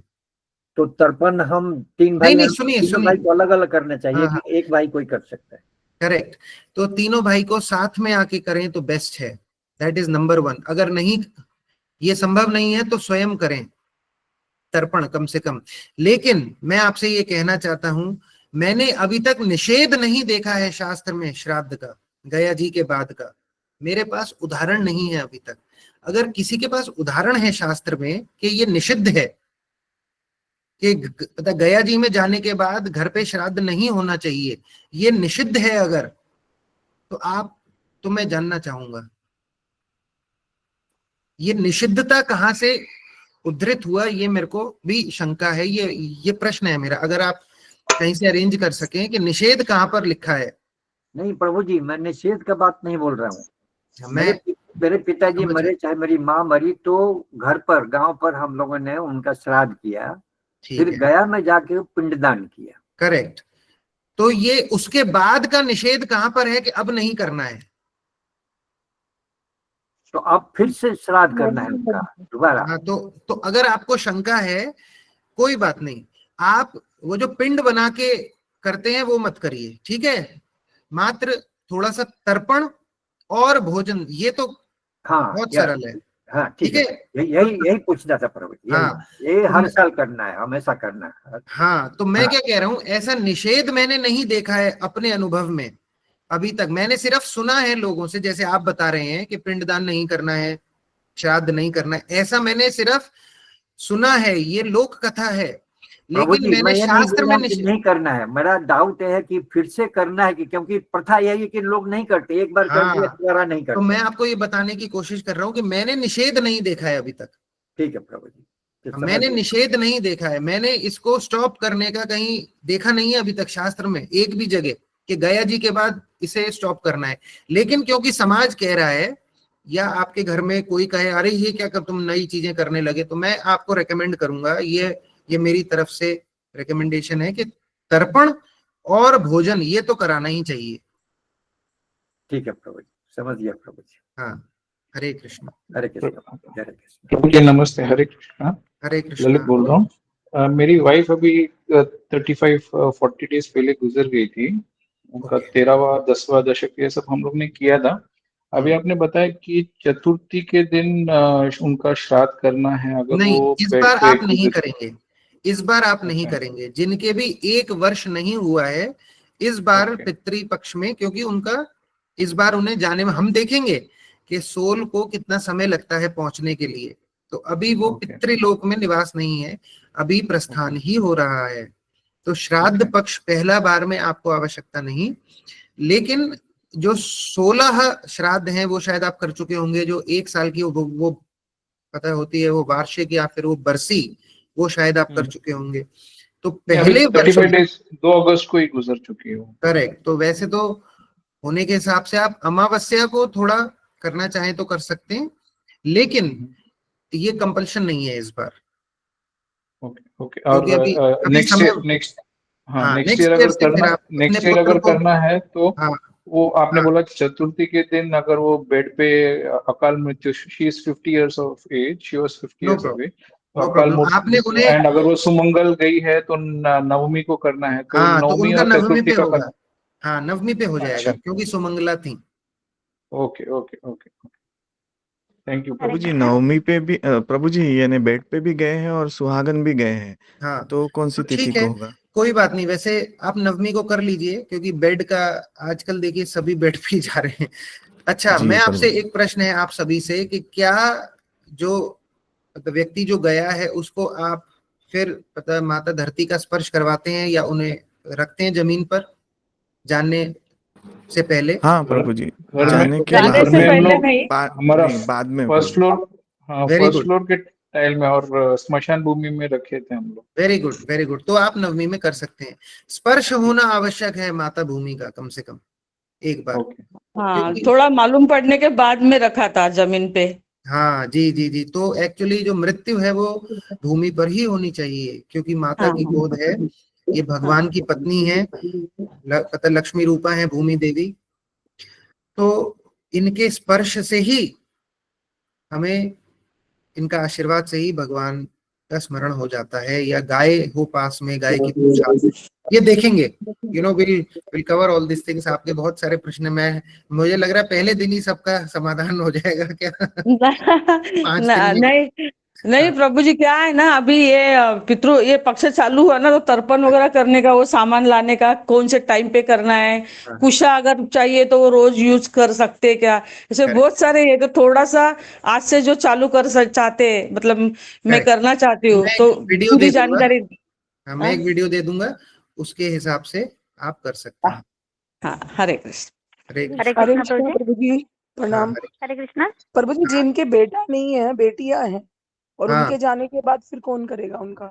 हाँ, तो बेटी का पुत्र करेगा या कोई पता संबंधी होगा या आपके जो पता दूसरे भाई के पुत्र हैं वो कर सकते हैं, ब्रदर भी कर सकते हैं। ये सब हम देखेंगे माता जी, आएगा ये आपकी जो प्रश्न है ना, ये अभी गरुड़ पुराण जैसे जैसे आएगी आगे ये सब बातें क्लियर हो जाएंगी। कोई भी नहीं है, अब जैसे एक माता जी पूछ रही थी अभी कि कोई भी नहीं है, हमारे बेटा भी नहीं करेगा। बहुत ये दुखद स्थिति है कि बेटा जो है उसको नहीं, तो ऐसे में माता जी कर सकती हैं, नो प्रॉब्लम। हरे कृष्ण प्रभु जी। हाँ, देव उत्थान एकादशी को जिसकी मृत्यु हुई है उसका हाँ, किस दिन करना ठीक रहता है? हाँ, द्वादशी को करेंगे जी। हरे कृष्णा। हरे हरे कृष्णा। कृष्णा प्रभु जी। हाँ प्रभु जी, मेरे 2 क्वेश्चन थे।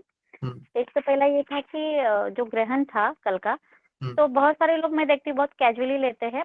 जैसे गर्भवती स्त्रियां रहती है तो वो तो फॉलो करते हैं वो डर से, लेकिन बाकी लोग तो ऐसे, तो उसका इफेक्ट क्या रहेगा? बहुत बुरा इफेक्ट है, बहुत बुरा इफेक्ट है। तो ग्रहण जो है ये आपको सबसे अधिक परेशान करेगा। पता मानसिक पीड़ा होगी, बहुत सारी पीड़ाएं लिखी हैं, है ना, पता शास्त्रों में, क्योंकि सब कुछ ग्रसित हो जाता है जो मून से रिलेटेड है, वो सब चीजें ग्रसित हो जाती है। तो एकदम नहीं होता। जैसे आपने एक भूमि के अंदर एक सीड डाल दिया, वो पेड़ तो बनेगा एक दिन। अच्छा, उसके इफेक्ट बाद में दिखते हैं, मतलब नहीं जी, फॉलो करते हैं तो? हर चीज का। अब जैसे कोई व्यक्ति किसी का पाप कर दे या कोई अपराध कर दे समाज में, हो सकता है एकदम से वो सजा नहीं होती है, लेकिन पुलिस केस हो चुका है। ओ अच्छा। और एक तो क्वेश्चन था प्रभु जी। हाँ, सॉरी।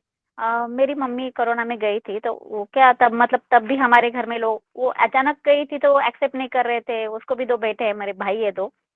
तो उन्होंने क्या किया, तब भी उन्होंने कुछ ठीक से नहीं किया था उनका। तो मतलब ऐसे मेरी बड़ी बहन को ऐसे कौवा वगैरह वो घर में आते, मुझे नहीं होता तो उसको बहुत होता था। तो मैंने खुद, कोई नहीं कर रहा इसलिए मैंने 13 पिंड वगैरह वो सारा यूट्यूब में देख के वो किया था। पता नहीं कि वो वैलिड था इनवैलिड था, मुझे नहीं पता। अभी भी ऐसा है हमारे गांव में कि जब वर्ष श्राद्ध करते हैं तो उसके बाद वो कुछ करते ही नहीं है वो मतलब उनका। तो एज अ डॉटर मैं क्या कर सकती हूँ? मतलब मुझे तो नहीं लगता हमारे गांव में कोई करेगा ऐसा। उनका ऐसे प्रथा है वो गांव का। हाँ, हाँ। तो स्थिति माता जी गंभीर है और ये आज समझ नहीं आ रहा है, लेकिन जैसे जैसे जीवन आगे बढ़ेगा या अगला जन्म आएगा अभी तो प्रारब्ध है, प्रारब्ध के कारण जी लेंगे, फिर अगली बार ये सब समस्या आती, समझ नहीं आ रहा है क्यों हो गया ऐसा, हाँ क्यों इतनी दिक्कत आ रही है। तो ये सब इन्हीं सब कृत्यों की वजह से हो जाता है ना, पता नहीं लगता है कि क्यों समस्या आ रही है। तो खैर स्थिति गंभीर है, लेकिन मैं आपसे कहूंगा, अगर आपके पिताजी का बता रहे हैं, किसका बता रहे हैं? मेरी मम्मी गई, पिताजी है, लेकिन हाँ, वो हमारे गांव में ऐसे ही, महाराष्ट्र में मैं रहती हूँ, पूना में रहती हूँ मैं। करेक्ट। तो वैसे ही उनका वर्ष श्राद्ध करते, फिर बाद में कुछ करते ही नहीं है। हाँ, नहीं गलत है।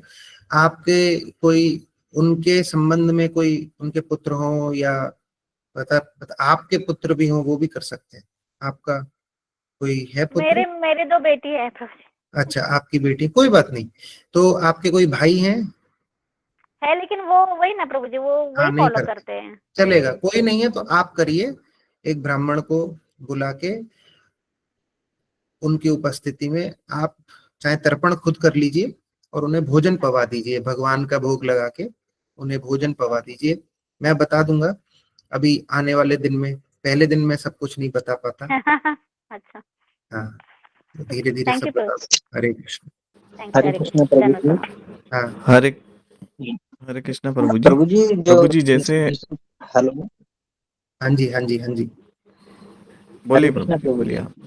हाँ प्लीज। प्रभु जी जो भीष्म पितामह जी जब सैया पे लेटे हुए होते हैं ना, तो वो कृष्ण भगवान जी आते हैं उनसे संवाद करने के लिए। तो वो अंत समय में कृष्ण भगवान जी आते हैं ना, तो इसलिए वो भीष्म पितामह जी उसका क्रेडिट अर्जुन जी को देते हैं और उनको बोलते हैं कि भाई आप बहुत बड़े भक्त हो और आप पितृभक्त भी हो, आपने बहुत सारे श्राद्ध किए हैं जिसकी वजह से भगवान कृष्ण अंत समय में मेरे पास आए हैं।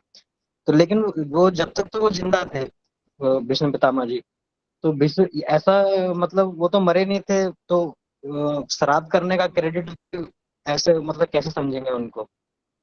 ये जी मतलब किस तरह से समझे हम इस बात को? जी, तो आप ये देख सकते हैं कि सिर्फ हमारे एक ही पूर्वज नहीं है ना, हमारे कई पूर्वज हैं। और सिर्फ एक ही सिर्फ ऐसा नहीं है कि भीष्म पितामह ही उनके पिता थे, उनके स्वयं पिता भी तो जा ही चुके थे, पांडु महाराज, है जी कि नहीं? प्रभु जी। और भीष्म पितामह का भी आप देखिए, जो शांतनु महाराज थे उनका भी देहांत हो चुका था। तो ये नॉर्मल प्रोसेस था, ये ऐसा नहीं था कि ये लिखा नहीं है तो नहीं हुआ होगा। ये इतना कॉमन था कि इसको कहने की आवश्यकता भी नहीं है। आप समझ रहे हैं? ये अब जैसे कोई आपको ये नहीं बताएगा कि सुबह उठना चाहिए, अरे उठना ही है, उसमें कहने का आवश्यकता ही नहीं है।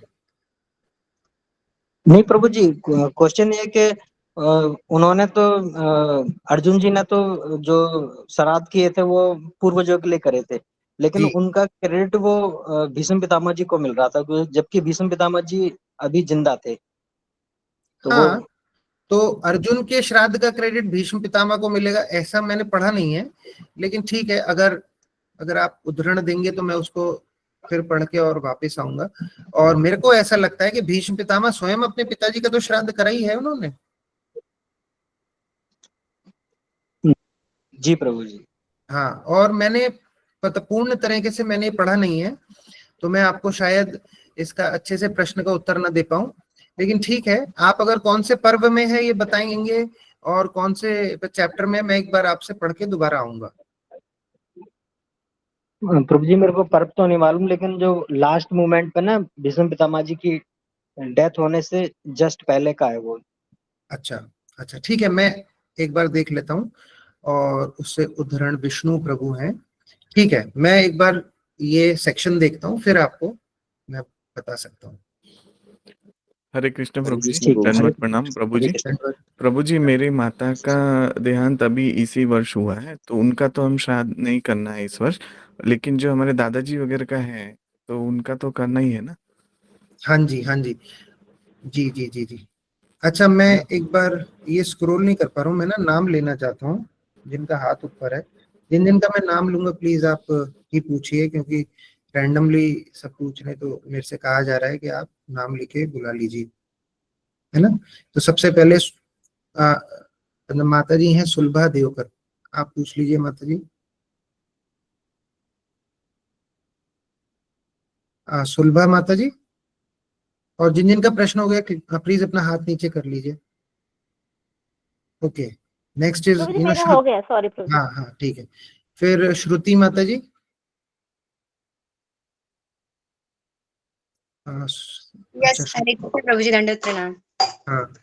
हाँ प्रभु जी, वन क्वेश्चन था एक्चुअली। कुछ महीनों के पहले हम गया गए थे पिंडदान करने, तो मेरे ससुर जी ने उनके सभी माता पिता या जितने हमारे घर में कंटिन्यू अभी डेट्स हो गए थे, मतलब महीने में 1 महीने में, तो सबका पिंडदान कर दिया। पर ब्राह्मण बोले कि आप आश्विन के दिन आपको सात्विक भोजन बना के पितरों को निकालना है, मतलब जैसे कि पितरों को, गाय को और ब्राह्मणों को निकाल के फिर अपने को पाना है। तो ये आश्विन का दिन क्या है प्रभु जी? कोजागिरी पूर्णिमा होती है मराठी लोगों में, आश्विन बोलते हैं, तो हमको हिंदी साइड वालों का कुछ समझ में नहीं आया, तो मुझे पूछना था कि ये आश्विन मतलब कब आती है? अश्विन, आज ये कल अश्विन पूर्णिमा, ये जो कल तो भाद्र पूर्णिमा हो गई, अब ये भाद्र के बाद अश्विन का महीना शुरू हो गया आज से। हाँ। तो ये अश्विन जो आप अश्विन बोलती हैं वो नक्षत्र के नाम पे है, महीनों का नाम नक्षत्रों पे, ओके। है तो ना? अब करना पड़ेगा, जैसे कि हमको अभी करना पड़ेगा। हाँ, तो अब ये जो समय है 15 दिन का, हाँ, ये पितृपक्ष शुरू हो गया। अश्विन जो आप कह रहे हैं वो अश्विन ही है, वो नक्षत्र का थोड़ा मोड़ा बोलने में कुछ अंतर आ जाता है ना? वो एक्चुअली बंगाली है, तो मेरे को कुछ अच्छे से समझा नहीं है। वो जो ब्राह्मण है वो गया के, तो वो बंगाली है, तो मेरे को कुछ अच्छे से समझ नहीं आया। हाँ, ओके ओके, कोई बात नहीं, कोई बात नहीं, हम आपको पूरा प्रोसेस बता देंगे, वीडियो दे देंगे, उसके हिसाब से आप कर सकते हैं। और प्रभु जी एक बात और पूछनी थी, जैसे कि मेरे जो प्रभु जी है उनकी नानी अभी डेथ हो गई है, जस्ट अभी 6 तारीख को। ठीक है। तो वो बेड पे ही गए हैं, पर आज उनका तीसरा दिन करने वाले हैं वो लोग। तो जैसे कि नहीं अभी तो आपके जो प्रभु जी हैं उनके मामा क्यों नहीं कर रहे?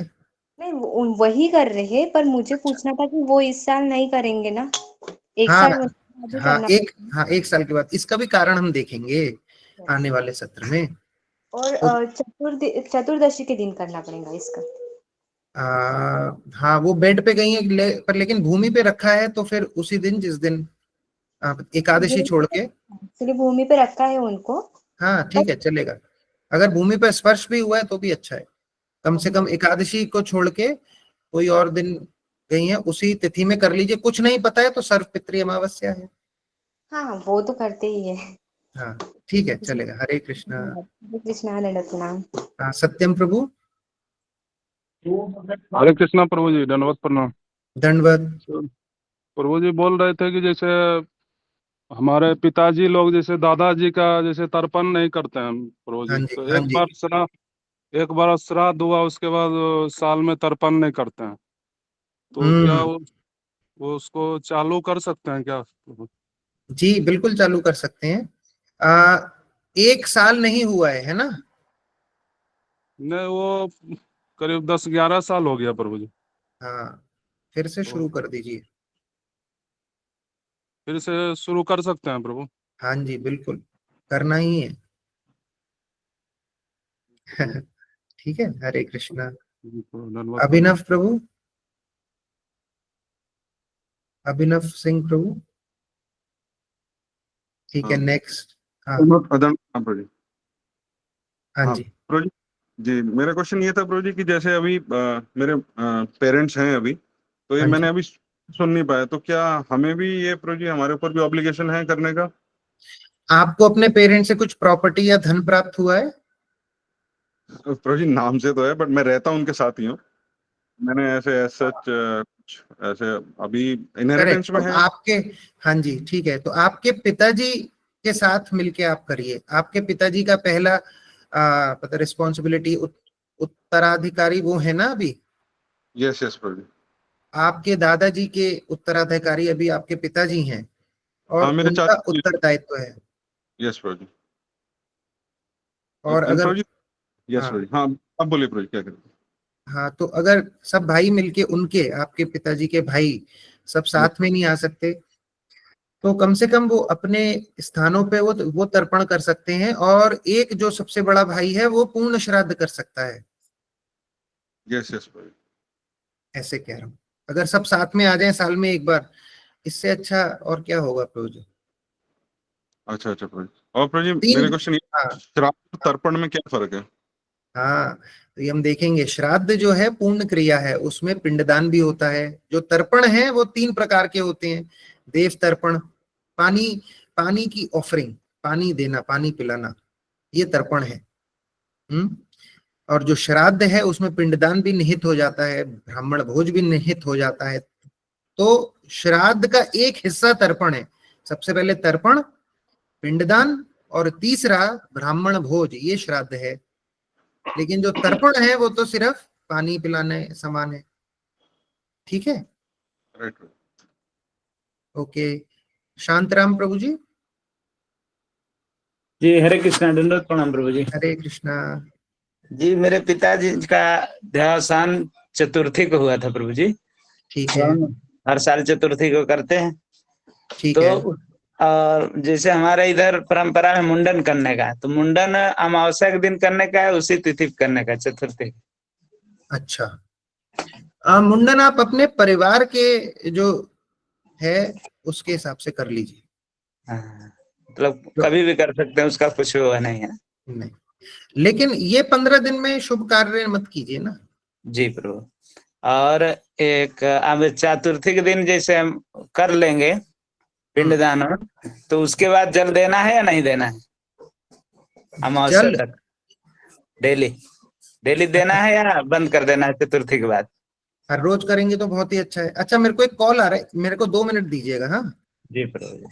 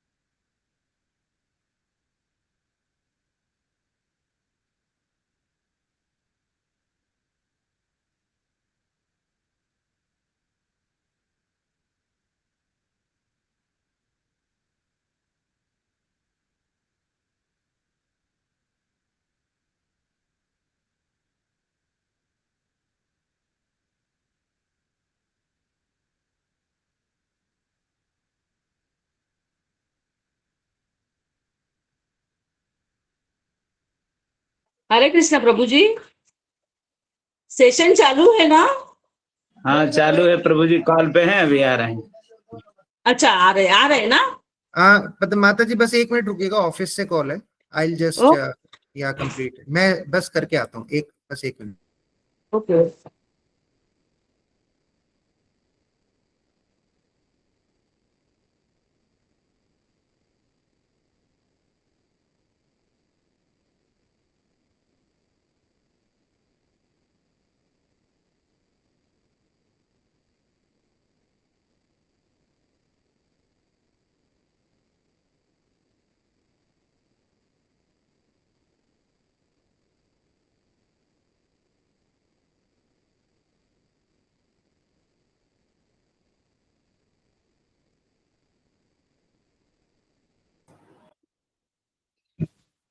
हरे कृष्णा। आपसे क्षमा प्रार्थी हूँ, एक्चुअली कॉल आ गया ऑफिस से, तो मैं उनको अटेंड करने लगा। अच्छा, एक आपसे विनती है, क्या हम कल भी कर सकते हैं प्रश्नोत्तरी जो बचा है? आप सबके पहले ले लेंगे क्योंकि अभी है ना 10:10 हो गया, और मैं करना चाहता हूँ, और लेकिन शायद सबको ऐसा रोकना अच्छा नहीं है। ठीक है। हरे कृष्णा। हरे कृष्णा। आप अपने प्रश्न लिख लीजिए। हरे कृष्णा प्रभु जी। हरे कृष्णा प्रभु जी, हरे कृष्णा। हरे कृष्णा। धन्यवाद प्रभु जी, बहुत बहुत आभार। हाँ, आभार आपका भी। हरे कृष्णा प्रभु जी, दंडवत प्रणाम। हरे कृष्णा। हरे कृष्णा प्रभु जी, दंडवत हरे कृष्णा प्रभु जी, कोटि कोटि प्रणाम। हरे कृष्णा। हरे कृष्ण प्रभु जी, दंडवत प्रणाम। Thank you. हरे कृष्णा प्रभु जी, दंडवत प्रणाम। जय श्री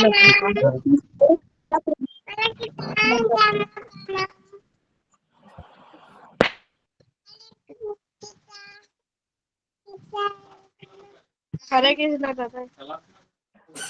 सभी वैष्णव भक्त